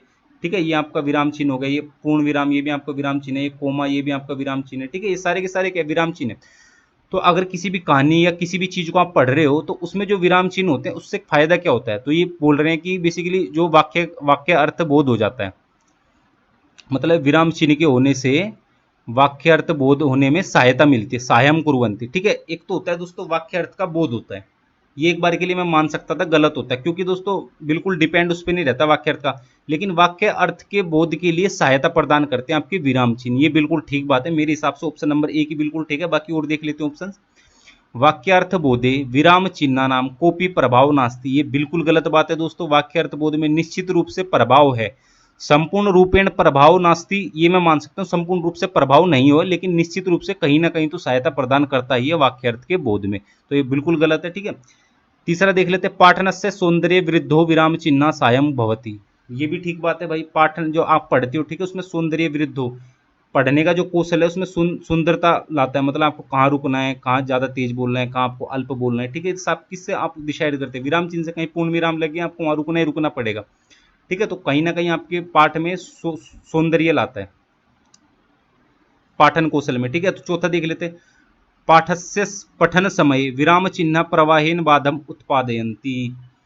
तो दोस्तों ये बाधम तो एक तरह से बात तो सही कही है इन्होंने, ठीक है, लेकिन ये बाधम नहीं हम इसे बोल सकते, क्योंकि एक नियम होता है, जैसे कि जहां भी विराम चिन्ह आ जाए, मतलब पूर्ण विराम आ जाए, वहां आपको रुकना ही रुकना पड़ेगा, ठीक है। तो आप जो धारा प्रवाह से बोल रहे हैं, मतलब जो एक एक सांस में या फिर जल्दी जल्दी आप पढ़ रहे हैं, ठीक है, तो उसमें आपको रुकना पड़ता है, ये एक नियम है, ये बाधा तो बोल नहीं सकते, ठीक है, एक नियम है ये कि आपको रुकना ही रुकना पड़ेगा। लेकिन उन्होंने बाधा बोल दी, कोई अगर धारा प्रवाह से पढ़ रहा है तो विराम चिन्ह से उसे रुकना पड़ता है, लेकिन ये शुरू से एक नियम चला रहा है, क्योंकि कोई एक सांस में पढ़ नहीं सकता है, इसलिए हमारे विराम चिन्ह बनाए गए, क्योंकि सांस लेना बीच में जरूरी होता है और आपका पठन कौशल सुंदर रहे, तो इसलिए विराम चिन्ह का प्रयोग किया जाता है, ठीक है। तो ये भी एक बार के लिए इन्होंने गलत पूछा है, बाकी ये चीज होती है एक्चुअल में, ठीक है, मतलब रुकना पड़ता है, आपको प्रवाह से पढ़ रहे हो तो विराम चिन्ह आ गया तो आपको एक बार जरूर रुकना पड़ेगा। तो दोस्तों इसमें मैंने आपको बताया था सारे, ये तो बिल्कुल गलत है, आपको ये तीन आपको ऑप्शन सही लगेंगे, लेकिन इसमें जो सबसे सटीक आंसर है दोस्तों, ये बिल्कुल नंबर 1 इसका ऑप्शन एक बिल्कुल ठीक है, जो वाक्य अर्थ के बोध में पूर्ण रूप से तो सहायता नहीं करता, लेकिन कहीं ना कहीं तो आपकी सहायता जरूर करता है। मतलब ये आप पूर्ण रूप से, मतलब इसका कहने का मतलब है कि वाक्य अर्थ बोध में आपका पूर्ण रूप से उपयोगी तो नहीं है ये, मतलब विराम चिन्ह आपको निश्चित रूप से पूर्ण रूप से वाक्य के अर्थ का बोध करा देगा, उसमें आपका शब्द ज्ञान और बहुत सारी चीजें होना जरूरी होता है, लेकिन हाँ बिल्कुल वाक्य अर्थ के बोध में आपको सहायता जरूर प्रदान करता है। तो ऑप्शन नंबर 1 इसका बिल्कुल ठीक है। अगला देख लेते हैं, छात्राणाम लेखनस्य आकलनम मुख्यतया धनम ददाति। अगर छात्रों के लेखन का आप आकलन करते हैं, ठीक है, आप मुख्यतः किस चीज पे ध्यान देंगे, शुद्ध वर्तन्याम व्याकरण से, मतलब वो शुद्ध वर्तनी, मतलब जो वर्ड वो लिख रहा है, जो शब्द वो लिख रहा है वो शुद्ध लिख रहा है, उसमें अशुद्धि तो नहीं कर रहा, और जिसमें व्याकरण का प्रयोग हो रहा है वो भी ठीक हो रहा है, ये चीज आप देखोगे। विचाराणाम अभिव्यक्ति, विचारों को किस तरह से अभिव्यक्त कर रहा है, ये चीज आप देखोगे। शब्द सीमा निर्धारण, मतलब शब्दों की क्या सीमा रही है, ऐसा नहीं होता आपके सामने कई बार क्वेश्चन आते हैं कि भाई इस प्रश्न का उत्तर दो, और जो आपका उत्तर होना चाहिए वो 100 से लेकर 150 शब्द के बीच में ही होना चाहिए, अगर आपका 5 नंबर का क्वेश्चन है, ठीक है, 10 नंबर का है तो उस हिसाब से वो बोल देते हैं। तो ये शब्द सीमा होती है, मतलब कुछ पूछता है उस पर दुनिया भर का लंबा चौड़ा लेक्चर लिख देते हैं, इसलिए शब्द सीमा निर्धारित की गई है, तो आप इस चीज पे ध्यान दोगे। या फिर आप ये देखोगे, लेखन समय रूढ़ि प्रयोगाणाम लोकोक्तीनाम च प्रयोग, ठीक है। तो लेखन समय रूढ़ि प्रयोग ना, मतलब रूढ़ि था जो पुराने समय से जो नियम चले आ रहे हैं उसका प्रयोग है, लोकती का नाम प्रयोग किया है, तो ये तो दोस्तों बिल्कुल गलत है, क्योंकि समय के साथ हर चीज बदल जाती है। तो रूढ़िवादिता तो आजकल जिसकी आपकी जो रटन पद्धति है रूढ़िवादिता, ये मतलब पहले से चली आ रही, पहले जो प्राचीन हमारी शिक्षा प्रणाली थी उसमें रटन पद्धति बहुत थी, हर चीज रटवाई जाती थी, ठीक है, तो उसका तो खत्म कर दिया रटन पद्धति को। तो इस हिसाब से ये भी गलत है, ठीक है दोस्तों, रूढ़िवादिता हो ही नहीं सकती, क्योंकि समय के साथ लचीला होता है हमारा जो शिक्षा प्रणाली है, और ये समय के साथ बदलती रहती है, तो ये भी ठीक है। तो ये तो है नहीं, इसमें आप क्या देखोगे, शब्द सीमा देखोगे, विचारणाम अभिव्यक्ति है, शुद्ध वर्तन या व्याकरण है। तो दोस्तों मैं बता दूं 4 आपके कौशल होते हैं, ठीक है। पठन कौशल, सुनो सॉरी, सबसे पहले होता है श्रवण कौशल, फिर आपका होता है भाषण कौशल, फिर होता है पठन कौशल, फिर होता है लेखन कौशल। इसमें जो श्रवण कौशल और पठन कौशल है ये आपका ग्रहण करने के लिए होता है, ठीक है। आप कुछ भी, जैसे कोई श्रवण रहे, कुछ श्रवण का मतलब सुनना होता है, किसी भी चीज को सुन रहे हो तो आप कुछ ना कुछ ज्ञान को ग्रहण कर रहे हैं, पठन कर रहे हैं, किसी चीज को पढ़ रहे हैं तो उससे भी कुछ ना कुछ आप ग्रहण कर रहे हैं। लेकिन जो आपका भाषण कौशल और लेखन कौशल होता है, इसमें आप अपने विचारों की अभिव्यक्ति करते हैं, अपने विचारों को दूसरे के समक्ष प्रस्तुत करते हैं। आपके मन में अगर कोई विचार है तो या तो आपके मन में कुछ बात चल रही है, आप किसी को बताना चाहते हैं, किस तरह से बताओगे, या तो आप उसे बोल के बताओगे या फिर लिख के बताओगे, इसके अलावा तो कोई तरीका नहीं है, या तो बोल के बता दो, लिख के, ठीक है। तो जो विचारा नाम अभिव्यक्ति है इसका बिल्कुल ठीक आंसर है। जहां भी आपको ये दिख जाए लेखन का या फिर आपका भाषण का, ये दोस्तों सबसे महत्वपूर्ण तो नहीं बोलूंगा मैं, लेकिन जो महत्वपूर्ण की अगर लिस्ट की बात करी जाए, महत्वपूर्ण चीजों में विचारों की अभिव्यक्ति सबसे ज्यादा जरूरी है, मतलब लेखन कौशल की बात करें या भाषण कौशल की बात करें, ठीक है, क्योंकि इसमें दोनों ही चीज होती है, मतलब अगर अपने विचारों को प्रस्तुत करना है, अपने विचारों के बारे में बताना है, अपने विचारों को किसी के समक्ष प्रस्तुत करना है, तो या तो लेखन के द्वारा करेगा या भाषण के द्वारा। तो यहाँ लेखन की बात की जा रही है तो ठीक है, आप यही चीज देखोगे उसने विचारों को किस तरह से अभिव्यक्त करा है, ठीक है। और ये शुद्ध वर्तनी दोस्तों गलती तो हर बच्चे करती हैं, ठीक है। और आज के टाइम में मैं हमेशा की तरह बता दूं, जो शुद्ध वर्तनी होती है जब आप उच्चारण करते हैं तो मैक्सिमम अभ्यर्थी, और जो आप मेरी वीडियो देख रहे हैं लोग, तो मैक्सिमम लोग आज भी शुद्ध हिंदी का उच्चारण नहीं कर पाते होंगे, ठीक है। तो ये तो गलती होती है, ठीक है। शब्द सीमा ये भी एक बार के लिए ठीक है, लेकिन जो इसमें सबसे सटीक आंसर है वो विचारणाम अभिव्यक्ति, ठीक है। तो लेखन से या फिर भाषण से संबंधित कुछ इस तरह का आपके सामने ऑप्शन, उसमें विचारणाम अभिव्यक्ति आ जाए, विचारणाम प्रस्तुति आ जाए, या समाज के साथ विचारों को जोड़ना, इस तरह का कुछ भी घुमा फिरा के दे दे तो आपको वही ऑप्शन सही करना है। तो इसमें ऑप्शन नंबर 2 आपका बिल्कुल ठीक है। अगला देख लेते हैं, राष्ट्रीय पाठ्यचर्या एनसीएफ, ठीक है। एनसीएफ आपने पढ़ा होगा 2005। इत्यस्य मार्गनिर्देशकतेषु अधिलिखितेषु कस्य समावेशम नास्ति। अब ये चीज ध्यान से आपको पढ़नी है। इसमें पूछा है कि किसका समावेश नहीं है। जो इसने निर्देश दिए हैं एनसीएफ 2005 राष्ट्रीय पाठ्यचर्या 2005 के अनुसार जो निर्देश दिए गए हैं भाषा शिक्षण को लेकर, उसमें कौन से निर्देश नहीं दिए गए हैं, ठीक है। नास्ति समावेश, किन निर्देशों का समावेश नहीं है, जो भी आपने पढ़े होंगे, ठीक है। ये एक पूरा का पूरा टॉपिक है, इस पर अच्छे से बहुत अच्छे डिटेल्स के साथ हम पढ़ेंगे पूरे के पूरे एनसीएफ को, ठीक है। चाहे आपकी शिक्षा का अधिकार हो गया और जो आपका ये एनसीएफ हो गया 2005, ये इनसे बहुत सारे क्वेश्चन आपसे पूछे जाते हैं, चाहे आपका स्टार्टिंग वाला क्वेश्चन हो चाहे लैंग्वेज पेडागोजी हो। लैंग्वेज पेडागोजी में शायद से दोस्तों इसने ना पूछे जाए, लेकिन कहीं ना कहीं दोस्तों इससे रिलेट करते हैं। कहीं आपको अगर किसी लैंग्वेज पेडागोजी के क्वेश्चन का आपको आंसर नहीं आ रहा है, तो अगर आपने एनसीएफ अच्छे से पढ़ा है तो उसकी सहायता से आप उसका आंसर कर सकते हैं। मतलब जो उसमें नियम वगैरह बताए गए हैं उसका थोड़ा सा आप माइंड में बिठा कर उसके नियमों को थोड़ा सा आप जब उसका आंसर करोगे, उसमें निश्चित रूप से आपका एनसीएफ या फिर शिक्षा का अधिकार जो है आपका 2009 के का है, तो उसमें आपको सारा का सारा मदद निश्चित रूप से आपको मिलते हैं, ठीक है।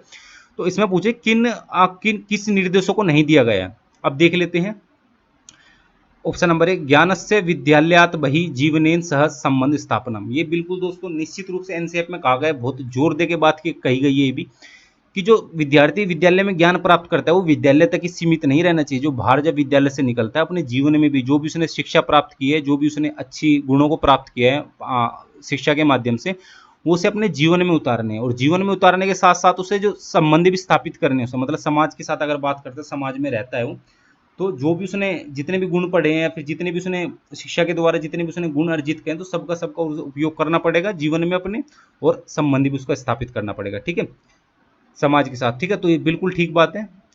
कंठस्थकरणम पद्धति अधिगमस्य पृथक्करणम। अब दोस्तों इसमें ये बोला गया है कि एनसीएफ में ये वाली बात की गई है कि जो रटन पद्धति है उसे हटा दिया, मतलब पृथक अलग कर दिया, रटन पद्धति को हटा दिया। तो ये बिल्कुल ठीक बात है। अब दोस्तों इसमें कुछ पॉजिटिव कुछ नेगेटिव वर्ड मैं आपको आगे पढ़ाऊंगा, ठीक है। उसमें मैक्सिमम और भी आप कहीं वीडियोस देखोगे, उसमें कुछ ऐसी क्वेश्चन आपके सामने आते हैं कि आपसे ये बोला जाता है कि अगर वहां कहीं भी रटने वगैरह की बात की जाए तो वो बिल्कुल गलत होता है, ठीक है। और यहाँ पे आपसे गलत ही चीज पूछी गई है, तो कहीं आप इसे सही कर दे, लेकिन आप क्वेश्चन को ठीक से, इसके ऑप्शन को ठीक से पढ़ना है।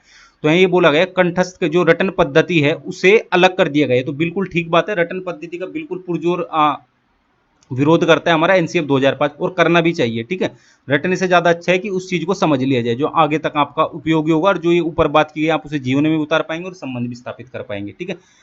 तो समावेश इस ऑप्शन नंबर 1 का भी समावेश है एनसीएफ में, और ऑप्शन नंबर 2 का भी समावेश है। ऑप्शन नंबर 3 देख लेते हैं, पाठ्यक्रम पाठ्य पुस्तक केंद्रितम स्यात्।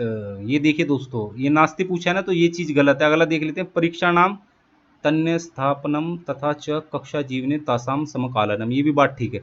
तो इन तीनों का इसमें यूज किया गया, मतलब एनसीएफ में तीनों बात समर्थन करते हैं इन चीजों का। किसका समर्थन नहीं करता दोस्तों? इसका नहीं करता, ऑप्शन नंबर 3 का। जो आपका पाठ्यक्रम है, जो सिलेबस है, वो केवल पाठ्य पुस्तक केंद्रित होना चाहिए, बिल्कुल गलत है। जो आज का हमारा चाहे पाठ्यक्रम हो चाहे कुछ भी शिक्षा प्रणाली हो, सारी की सारी हमारी क्या छात्र केंद्रित है, ना कि शिक्षक केंद्रित या फिर पाठ्यक्रम केंद्रित।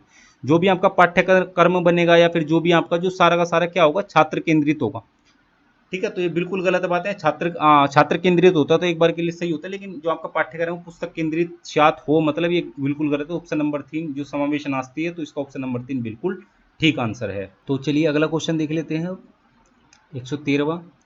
येन वस्तु स्थिते शब्देन चित्रं क्रियते यथा किम अभवत् कदा अभवत् कुत्र अभवत् कार्यकलापस्य उद्दीपनं किम आसीत् तथा च कार्यस्य अन्तः कथम अभवत् इत्यादि तदस्ति। ये सब क्या है? परियोजना कार्य है, आवंटन कार्य है, आवंटनम कार्य है, उपख्यात्मक अभिलेख है, और परिमापन दंड। ये क्या है? अब मैं इसका बताता हूँ क्या है।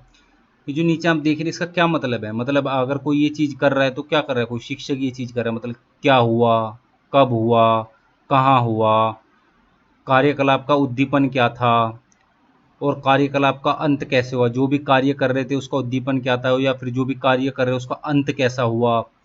और ये सब क्या है? तो दोस्तों ये सब अगर कोई चीज़ रखता है तो वो क्या है हमारा, वो है दोस्तों हमारा उपाख्यात्मक अभिलेखनम।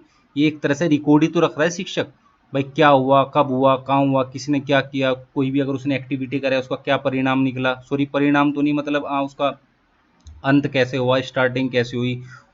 तो ये सब अगर कोई रिकॉर्ड रख रहा है तो दोस्तों वो क्या है, ये उपाख्यात्मक ही अभिलेख है। ठीक है, उपाख्यात्मक मतलब विख्यात रूप से जो रख रहा है, मतलब सब कुछ ही कर रहा है ना इसमें, देखो क्या हुआ, कब हुआ, कैसे हुआ, ये सारी चीज़ें इसमें बोल दी, तो इसका ऑप्शन नंबर 3 बिल्कुल ठीक है। अगला देख लेते हैं, छात्राः भाषायां किं कुर्वन्ति इति दर्शयितुम् अधन अधनतेषु किं श्रेष्ठं प्रमाणं स्यात्। जो छात्र हैं भाषा का क्या करते हैं भाई, ये पूछा है इसने। ठीक है, तो इस जो नीचे दिए गए हैं इसमें से सबसे श्रेष्ठ प्रमाण बताना है आपको। वही चीज़ें सारे सही लगेंगे लेकिन सबसे ज़्यादा सही जो है वो आपको बताना है। तो छात्र भाषा का क्या करते हैं भाई, पहला है परीक्षा या अंक, मतलब छात्र इसलिए भाषा पढ़ते हैं ताकि उन्हें परीक्षा में अच्छे अंक प्राप्त हो सकें। ठीक है भाई, अगला देख लेते हैं, छात्र ही लिखिता कविता परिच्छेदाश्च। मतलब जो छात्र हैं वो भाषा का क्या करते हैं, या तो कविता लिखते हैं या फिर कोई कहानी लिखते हैं, मतलब या तो गद्यांश में कुछ लिखते हैं या फिर पद्यांश में कुछ लिखते हैं। तीसरा तो कुछ होता ही नहीं है, स्कूल लेवल पर तो बिल्कुल भी नहीं होता। तीसरा देख लेते हैं, राष्ट्रीय पाठ्यचर्या पाठ्यक्रमश्च। ये देखिए दोस्तों, राष्ट्रीय पाठ्यचर्या ये स्टूडेंट्स के लिए नहीं है, मतलब है तो स्टूडेंट्स के लिए, लेकिन अब राष्ट्रीय पाठ्यचर्या के बारे में स्टूडेंट को पता है नहीं पता इससे कोई फर्क नहीं पड़ता, लेकिन टीचर को पता जरूरी होना होता है। ठीक है, होती स्टूडेंट के लिए, लेकिन इसका मतलब ये नहीं कि स्टूडेंट को इसके बारे में पता होना चाहिए।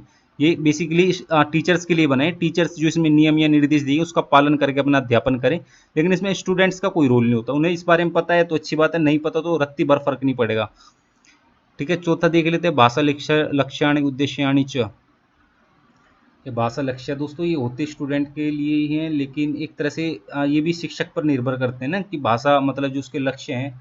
अब स्टूडेंट छठी क्लास के स्टूडेंट को क्या पता उसके क्या लक्ष्य है, मतलब भाषा को लेकर क्या उद्देश्य है, लेकिन टीचर्स को पता है कि उसे क्या लक्ष्य लेकर वो कक्षा में अध्यापन अपना कर रहे हैं। ठीक है, तो एक तरह से इसमें जो सबसे सटीक जो श्रेष्ठ प्रमाण है उसमें ऑप्शन नंबर 2 हमें ठीक लग रहा है, क्योंकि अगर हम स्कूल लेवल के स्टूडेंट्स की बात करते हैं भाषा का क्या कर सकते हैं, या तो गद्यांश में कुछ कुछ लिख सकते हैं, फिर पद्यांश में कुछ लिख सकते हैं। तो इन ऑप्शन में ये सबसे सटीक आंसर है ऑप्शन नंबर 2। दोस्तों दो ही तरह से लिख सकते हैं ना स्कूल लेवल पर, तो या तो कोई कविता लिखेगा या फिर कोई कहानी लिखेगा, मतलब अपने विचारों को भी अभिव्यक्त कर रहा है, या कुछ भी लेटर कुछ भी लिख रहा है, मतलब वो किसी भी चीज में कुछ भी लिख रहा है, तो या तो उसका फॉर्मेट गद्यांश में होगा या पद्यांश में होगा। ठीक है, तो वो दोनों चीज इन्होंने मेंशन कर दी इधर, तो ऑप्शन नंबर ठीक है। पद्यांश में हालांकि थोड़ा कम होगा, कविता के रूप में तो दोस्तों कुछ ही छात्र होंगे जो कविता लिखनी स्टार्ट कर देते हैं स्कूल टाइम से ही, लेकिन ठीक है कर देते हैं, अच्छी बात है, लेकिन जो इसमें दोनों चीज मेंशन की गई है कविता मतलब गद्यांश और पद्यांश दोनों, तो ठीक है ऑप्शन नंबर 2 इसका बिल्कुल। अगला देख लेते हैं, वायागोस्की महोदयस्य पृष्ठाश्रय परिकल्पना। ठीक है, जो इनकी पृष्ठाश्रय परिकल्पना है उसके अनुसार शिक्षक भाषायाः छात्रेभ्यः युग्मेन समूहेन व कार्यं कर्तुम् अवसरं दद्यात् यत्। मतलब पृष्ठाश्रय परिकल्पना के अनुसार शिक्षक भाषा के संदर्भ मतलब भाषा को पढ़ रहा है, छात्रों में युग्म समूहेन, मतलब युग्म शिक्षण दोस्तों आपने पढ़ा हुआ, ये भी एक शिक्षण पद्धति होती है जिसके बारे में आगे हम डिटेल में चर्चा करेंगे। जितनी भी शिक्षण विधियां, जितनी भी शिक्षण पद्धति होती है, ठीक है, तो उसमें एक युग्म शिक्षण पद्धति होती है। इसमें बेसिकली क्या होता है, छात्री छात्र को पढ़ाते हैं, मतलब ग्रुप्स डिवाइड कर दिए जाते हैं जिसमें छात्री छात्र को पढ़ाते हैं, और ये थोड़ा सही भी होता है। ठीक है, अब अगला देख लेते हैं, इसको ऑप्शन देख लेते हैं, क्या एतेन मतलब इसमें कार्य कर तुम अवसर, मतलब इस तरह का अवसर दे रहा है, मतलब इस तरह का माहौल क्रिएट कर दिया शिक्षक ने, मतलब छात्री छात्रों को पढ़ा रहा है। ठीक है, छात्र ही छात्रों को पढ़ा रहे हैं। इसमें क्या होता है, जो थोड़े से कमजोर स्टूडेंट होते हैं उनके साथ होशियार स्टूडेंट को बिठा लिया जाता है, इस तरह से एक तैयार कर दी जाती है पूरी क्लास, जिसमें छात्री अध्यापन करते हैं और छात्री पढ़ते हैं। पढ़ा भी छात्र रहे हैं, पढ़ भी छात्र रहे हैं। ठीक है, लेकिन शिक्षक जरूरत है क्लास में, इसका मतलब ये नहीं शिक्षक बाहर चले गया, वो सबकी एक्टिविटी पर नजर रखता है। ठीक है, और कुछ उदंड छात्र होते हैं शोर वगैरह मचाते हैं तो उन्हें भी समझाना होता है। ठीक है, तो ऐसा सिचुएशन क्रिएट कर दी, ऐसा वातावरण क्रिएट कर दिया, इस तरह का अवसर बच्चों को दे दिया युग्म शिक्षण के समूह के रूप में, मतलब युग्म शिक्षण मतलब छात्री छात्र को पढ़ा रहे हैं, इस तरह के उसने ग्रुप्स डिवाइड कर दिए क्लास में जिसमें से उसका अध्यापन चल रहा है। इसमें शिक्षक क्या कर रहा है, एतेन कार्य प्रबंधित शिक्षक के सहायता भवती। हाँ भाई, इस कार्य को प्रबंध करने के लिए, मतलब इस कार्य को मैनेज करने के लिए, मैनेजमेंट के लिए शिक्षक की तो सहायता मिलेगी मिलेगी, ये तो ठीक है। चलो अगला देख लेते हैं, छात्राणाम परस्पर वार्तालापेन शिक्षकस्य विश्रामः भवति। मतलब ये बोल रहे हैं छात्र तो परस्पर वार्तालाप कर रहे हैं, क्योंकि ये युग्म शिक्षण यही होता है, लेकिन इसमें जो शिक्षक है वो आराम से आराम कर रहे हैं, नहीं भाई ये गलत बात है, शिक्षक भी एक्टिव रहता है इसमें।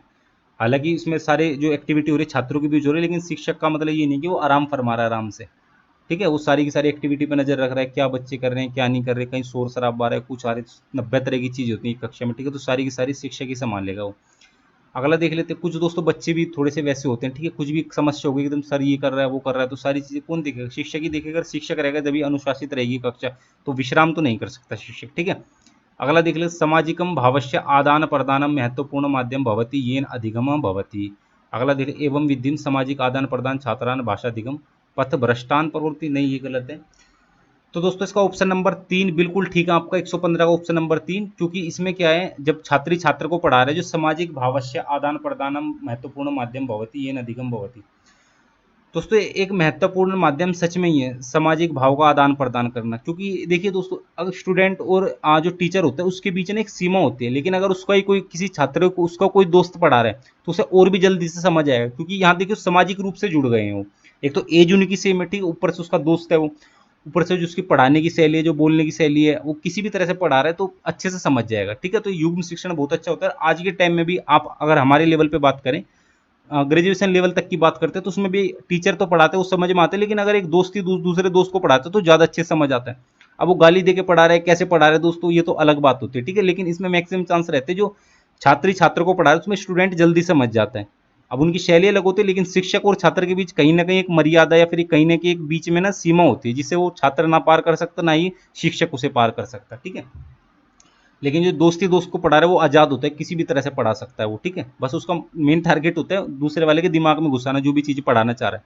अब मैक्सिमम हमने देखा दोस्तों, दोस्ती दोस्त को पढ़ाते हैं बहुत ज़्यादा गालियों वगैरह का यूज करते हैं, तो इसमें क्या होता है, थोड़ा सा एंटरटेनमेंट हो जाता है, जो इसे एंटरटेनमेंट मानते हैं उसके लिए, और थोड़ा समझ में आ जाता है, ठीक है। तो ये ठीक है, तो ये सामाजिक भाव बिल्कुल ठीक है, ऑप्शन नंबर 3 इसका, 115 का ऑप्शन नंबर 3 बिल्कुल ठीक है। अगला देख लेते हैं, सरल वाक्य ही एवं भाषाया शिक्षण से आरंभ भवति। सरल वाक्यों से ही भाषा शिक्षण का आरंभ होता है, ठीक है। न तो ध्वनिनाम तेषाम सममष्ट व शिक्षकेण एवं कथनम द्योति। तो दोस्तों ये पूछ रहे हैं कि एक शिक्षक के अनुसार जो नीचे 4 चीज दी गई है, इसमें से सबसे सही क्या है, ठीक है। चलो देख लेते हैं इसमें, संपूर्ण वाक्य नाम आधारेण विचार विनिमय भवति। अगला देख लेते हैं, भाषायाः अधिकरणे उच्चारणमस्य किमपि स्थानम नास्ति।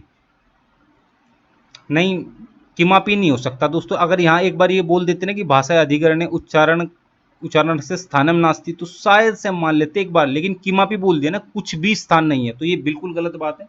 निश्चित रूप से कहीं ना कहीं तो दोस्तों स्थान होता ही है, भाषा का और कोई सीख रहा है, कोई उसका अधिकरण कर रहा है, उसमें उच्चारण का कहीं ना कहीं तो स्थान होता ही है। तीसरा देख लेते हैं, व्याकरण से उच्चारण से भाषा अधिगमे समानम स्थानम अस्ति। ये बोल रहे हैं कि व्याकरण और उच्चारण का, भाषा अगर कोई सीखता है तो उसमें व्याकरण और उच्चारण दोनों का स्थान बिल्कुल समान है, ये गलत बात है दोस्तों, ठीक है। अब ये देखिए दोस्तों, उच्चारण अलग चीज़ है, व्याकरण अलग चीज़ है। अब इसमें मैं बता दूं, अब ये देखिए दोस्तों, इसमें ये होता है कि अगर कोई किसी भाषा को सीख रहा है तो उसका मतलब ये नहीं कि उस भाषा का वो व्याकरण जानते हैं। एग्जाम्पल के लिए हमेशा की तरह मैं छोटे बच्चों को एग्जाम्पल देना चाहूंगा, जो दूसरी क्लास तीसरी क्लास के बच्चे हैं, या 5 से 7 8 साल के बच्चे हैं, वो हिंदी आराम से बोल लेते, सारी चीज़ें बोल लेते हिंदी में। कुछ तो शुद्ध, कुछ के काफ़ी सारे शब्दों का उच्चारण भी वो शुद्ध कर लेते हैं, सभी का तो नहीं, लेकिन काफ़ी सारे शब्दों का शुद्ध उच्चारण कर लेते हैं।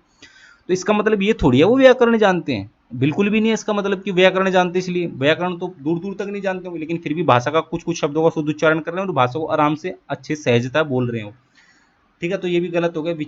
विचार विनिमय से कृत्य व्याकरण प्रमुख आधार अस्ति, मतलब विचारों का जो आदान प्रदान हो रहा है उसके लिए व्याकरण जो प्रमुख आधार है, नहीं ये तो बिल्कुल गलत बात है। मैंने ऊपर आपको भी बताया व्याकरण का कोई आधार नहीं है। मतलब अब विचारों की, अब जो छोटे बच्चे 6-7 साल के बच्चे अगर आपस में अपने विचारों का आदान प्रदान कर रहे हैं, मतलब कि सिंपल भाषा में आपस में बातें कर रहे हैं, तो उसमें वो दोनों व्याकरण जानते हैं, तो ऐसा कुछ ही नहीं, तो प्रमुख तो बिल्कुल भी नहीं हो सकता। तो इसका ऑप्शन नंबर बिल्कुल एक ठीक है, संपूर्ण वाक्य नाम आधारेण विचार विनिमय भवति। मतलब जो वाक्य नाम, वाक्यों के आधार पर ही विचारों का आदान प्रदान किया जाता है। हाँ बिल्कुल ठीक बात है, कोई दो स्टूडेंट या कोई दो छात्र आपस में बात कर रहे हैं तो शब्दों से तो बात नहीं करेंगे, शब्दों को जोड़ के ही पूरा वाक्य बनता है, तो कुछ भी एक शब्द से तो उनका वाक्य पूरा होगा नहीं, तो पूरा वाक्य बोल रहे हैं वो, तो जब भी तो अब उनकी बातें पूरी हो रही है, मतलब विचारों का आदान प्रदान, वो अपने विचार रख रहा है। एक शब्द से दोस्तों कभी वो विचार नहीं रख पाएगा, विचार जब भी रख पाएगा वाक्य में ही, ठीक है। शब्द तो एक शब्द हो गया, जैसे कि ये सरल वाक्य ही हो गया, ठीक है, ये एक शब्द है, लेकिन ये पूरा वाक्य यहाँ तक हम पढ़ेंगे तो पूरा वाक्य, ये तो शब्द है, ठीक है, ये इसमें भी 2 शब्द हो गए, तो ठीक है, शब्दों से तो नहीं हो सकता। ऑप्शन नंबर 1 बिल्कुल ठीक आंसर है। अगला देख लेते हैं, सप्तम कक्षायाः शिक्षक, 7वीं कक्षा का शिक्षक क्या करता है, चक्षु विद्यार्थी नाम, जो देख नहीं सकते बच्चे, उनके लिए ट्यूब, यूट्यूब। ठीक है, जो बेचारे देख नहीं सकते बच्चे हैं, चक्षुषत विद्यार्थी नाम, विजुअल लेंसर। ठीक है, तो उनके लिए क्या कर रहे हैं, जो बाधित हैं, दृष्टि बाधित बच्चे, उनके लिए तो यूट्यूब लिया है वो। और जो दर्शन श्रवण सामग्री दोनों यूट्यूब में दोनों ही मिल जाएगी, जो बच्चे देख भी नहीं पा रहे वो सुन तो सकते ही है ना यूट्यूब से, तो दोनों चीज हो जाती है। अब इसमें बोल रहे सर श्रा श्रामिक सा श्राविक। अच्छा, ये दोस्तों स्क्रीन थोड़ी सी खराब है मेरी, शायद से आपको इस वीडियो में नहीं दिख रही हो, लेकिन लाइनिंग है इसमें स्क्रीन में मेरी। ठीक है, तो इसलिए पढ़ने में थोड़ी सी दोस्तों लाइन आ जाती है ना, वो समस्या हो जाती है। श्राविक विद्यार्थी नाम कृते ध्वनि मुद्रित सामग्री नाम तथा च गति संवेदनशील विद्यार्थी नाम कृते आदान प्रदान प्रदानात्मक क्रीड़ा नाम उपयोगम करो। तो ठीक है, तो भाई जो दृष्टि बाधित है उनके लिए तो यूट्यूब ले आया, मतलब उसमें सुन भी सकते हैं, जो सुन नहीं सकते बच्चे उनके लिए ध्वनि मुद्रित सामग्री कुछ भी ले आया। और जो बेचारे चल फिर नहीं सकते उनके लिए क्या लिया है, गति संवेदनशील कुछ एक आदान प्रदानात्मक क्रीड़ा यंत्र, क्रीड़ा नाम। ठीक है, तो मतलब कुछ ऐसी चीज लिया है जिससे वो आदान प्रदान कर सके, मतलब आगे पीछे जा सके।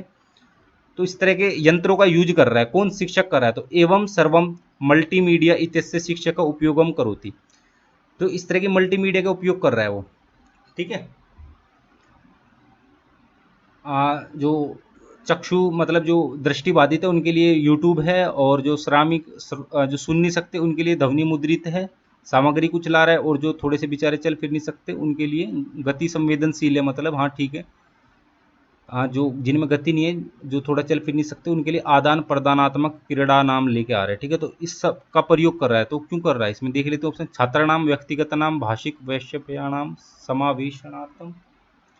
ये बोलते छात्र नाम, व्यक्तिगत नाम, भाषिक वैषम्याणाम समावेशनार्थम। ठीक है, व्यक्ति का नाम अधिगम शैली नाम समावेशनार्थम, व्यक्ति का नाम अधिगम दुर्बलता नाम समावेशनार्थम, और व्यक्तिगत नाम विश्वसनीय सामग्रियाणाम समावेशनार्थम।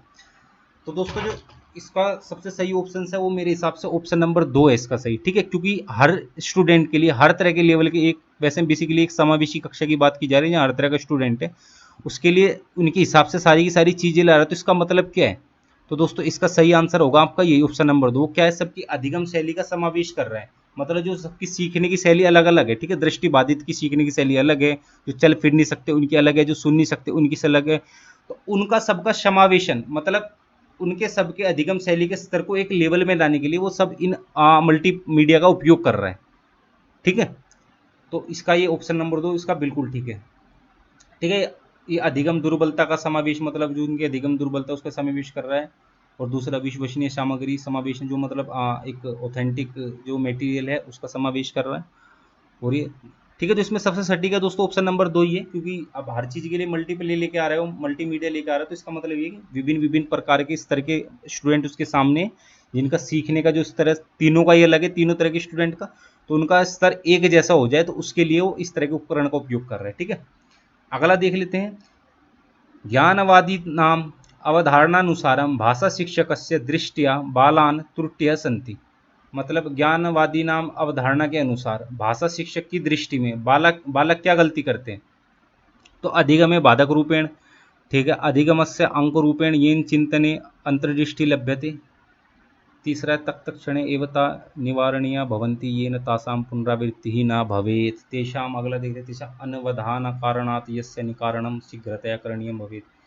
ये देखिए दोस्तों, इसमें बोल रहा है कि जो भी उनके सामने समस्या हो रही है, जिस भी अनवधानात कारण के साथ समस्या हो रही है, ठीक है, उसका निवारण शीघ्र से करना चाहिए।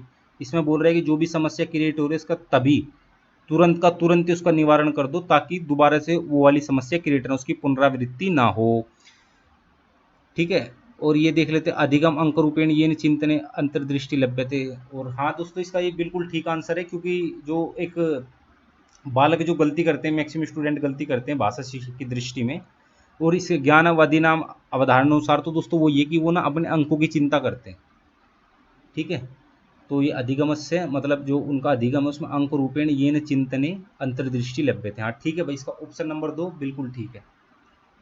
अगला देख लेते हैं। गंभीर श्रवणम नाम श्रवणम, जो गंभीर श्रवणम होता है, गंभीर रूप से जो किसी चीज़ को सुनता है, आप कक्षा में पढ़ा रहे हैं, जो बच्चे गंभीर रूप से सुन रहे हैं, तो क्या चीज़ है वो ध्यान से सुन रहे हैं या धैर्य से सुन रहे हैं, अनुशासन से सुन रहे हैं, असहिष्णुता से के साथ सुन रहे हो। तो दोस्तों ये बात आपको ध्यान रखनी है, इसमें कंफ्यूज नहीं होना, ठीक है। आपको ये दोनों ही ठीक लगेंगे, धैर्य से सुनना भी एक गंभीर आपका श्रवण हो सकता है, सुनना गंभीर श्रवण, और आपका ध्यान से सुनना भी हो सकता है। लेकिन इसका ऑप्शन नंबर 1 बिल्कुल ठीक है, जहाँ भी गंभीर सुनने की बात आ जाए तो वहाँ ध्यान से सुनने की बात की जा रही है, ठीक है, ध्यान के साथ सुनने की। धैर्य की अलग चीज़ें। देखिए दोस्तों, अगर ध्यान से सुनेंगे तो धैर्य अपने आप हो जाएगा, अनुशासन भी अपने आप हो जाएगा, ठीक है। और धैर्य से सुनेंगे वो तो दोस्तों ध्यान हो ना हो, मतलब पूरे रूप से नहीं होगा, 90% ध्यान हो जाए, 10% ना हो अगर धैर्य से सुन रहे। लेकिन अगर वो ध्यान से सुन रहे तो दोस्तों ये 100% होंगे, बाकी के 3 है जो ये, ठीक है। तो आप एक बार के लिए मान सकते हैं कि अगर जहाँ गंभीर श्रवण की बात आ जाए तो ध्यान से सुनने की बात होती है, तो ऑप्शन नंबर 1 इसका बिल्कुल ठीक है। अगला देख लेते हैं, लास्ट क्वेश्चन जो हमारा, मौनवाचनेन विद्यार्थी अधिलिखितेषु कस्य सर्वतो न्यून अधिकरणम कुर्यात्। मतलब मौन वाचन अगर कोई विद्यार्थी कर रहा है तो जो नीचे जो आपको ऑप्शंस दिए गए हैं, तो इसमें सबसे ज़्यादा किस चीज़ का, सबसे कम किस चीज़ का ग्रहण करता है वो, ठीक है। सबसे कम किस चीज़ की प्राप्ति होती है, किस कौशल की सबसे कम उसे प्राप्ति होती है, ये चीज़ पूछी जा रही है मौन वाचन में। मौन वाचन दोस्तों क्या होता है मैं बता दूं, जो चुपचाप पढ़ते हैं वो मौन वाचन होता है। लेकिन आजकल ऐसा नहीं होता। आप कक्षा में बच्चों को कहते हैं कि मौन वाचन कर लो, बच्चे ऐसी आवाज़ आएगी क्यों, नहीं सब बच्चे पढ़ते हैं ऐसे पढ़ते हैं, तो ये बिल्कुल मौन वाचन है। मौन वाचन का मतलब है आवाज़ ही नहीं आनी चाहिए मुंह से, वो असली मौन वाचन होता है। तो आगे अगर आप शिक्षक बनते हैं, फिलहाल अगर आप शिक्षक है तो अगर आप मौन वाचन करा रहे हैं तो इसका मतलब ये नहीं है कि जो ध्वनियाँ नहीं आती, एक आवाज़ से आती रहती है, सारे बच्चे मन ही मन में ऐसी आवाज़ आती रहती है कक्षा में, तो वो बिल्कुल नहीं है, वो दोस्तों बिल्कुल गलत चीज़ है। अगर कोई इंक्वायरी के लिए आ गया तो दिक्कत हो जाएगी, ठीक है। तो मौन वाचन किसी भी रूप में नहीं है। मौन वाचन का मतलब ये होता है बिल्कुल शांति के साथ पढ़ना, आपके मुख से शब्द नहीं निकलने चाहिए, किसी भी प्रकार की ध्वनि नहीं होनी चाहिए, ठीक है। अब ये क्या होता है दोस्तों, स्कूल लेवल की बात करते हैं, इसलिए इस ध्वनि से ना बच्चे डिस्टर्ब नहीं होते। लेकिन आप एग्जाम वगैरह में अगर ऐसी आवाज़ आए या फिर कॉलेज लेवल की बात करें तो वहाँ स्टूडेंट्स बच्चों को, टीचर्स को बोल देते हैं कि सर आवाज़ आ रही है, हम डिस्टर्ब हो रहे हैं, ठीक है। लेकिन बच्चों के स्तर में ऐसा नहीं होता। लेकिन मौन वाचन का मैंने आपको बताया बिल्कुल शांति के साथ पढ़ना। तो शांति के साथ अगर कोई पढ़ रहा है, मतलब किसी कक्षा में शांति के साथ, मतलब अपना अपना पाठ सब चुपचाप बैठ के पढ़ रहे थे, तो उसमें क्या हो रहा है, शब्द ज्ञान भाई उन्हें हो रहा है।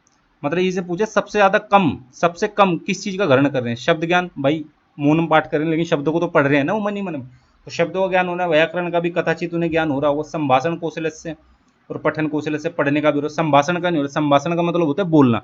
अब मौन वाचन में दोस्तों सबसे पहली चीज़ आपको बोलना ही नहीं है, तो इन चारों ऑप्शंस को देखोगे आप तो दोस्तों संभाषण का ही इसमें सबसे कम वो हो रहा है, ग्रहण हो रहा है। ऑप्शन नंबर 3 बिल्कुल ठीक है, क्योंकि शब्द का भी ज्ञान हो रहा है और वो पढ़ रहा है मन मन में, व्याकरण का भी ज्ञान हो रहा है और पठन कौशल का तो हो ही रहा है उसका, ठीक है। चाहे बोल बोल के पढ़ो चाहे मन मन में पढ़ो, तो पठन कौशल का तो विकास होगा ही होगा।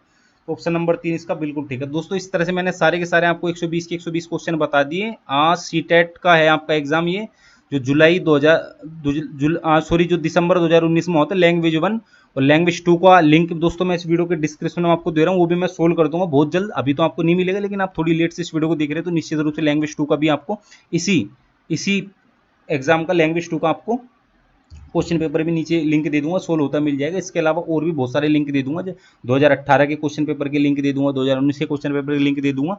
इस तरह से आप सारे के सारे क्वेश्चन पेपर देख सकते हैं। तो आशा है दोस्तों आपको ये वीडियो पसंद आई। वीडियो पसंद आए फटाफट से लाइक करें, ज़्यादा से ज़्यादा दोस्तों इस वीडियो को अपने दोस्तों में शेयर करें, केवल उन्हीं दोस्तों को शेयर करें जिन्होंने संस्कृत भाषा का चयन किया। अन्य को तो दोस्तों आप करोगे ही नहीं, क्योंकि उनके लिए तो कोई औचित्य नहीं रहेगा इस वीडियो का, ठीक है। तो जिन्होंने भी संस्कृत, आपके मित्र, सखी, सहेली, सगे संबंधी जिन्होंने भी संस्कृत भाषा का चयन किया, आप उस वीडियो को शेयर कर सकते हैं उन्हें, ठीक है, ताकि उन्हें भी कुछ फायदा हो जाए और वो भी निश्चित ही सफलता प्राप्त कर सके अपनी सीटेट की परीक्षा में। तो बस दोस्तों फिलहाल के लिए इतना ही, मिलते हैं अपनी अगली इसी तरह की इंटरेस्टिंग वीडियो में। तब तक के लिए जय हिंद, वंदे मातरम।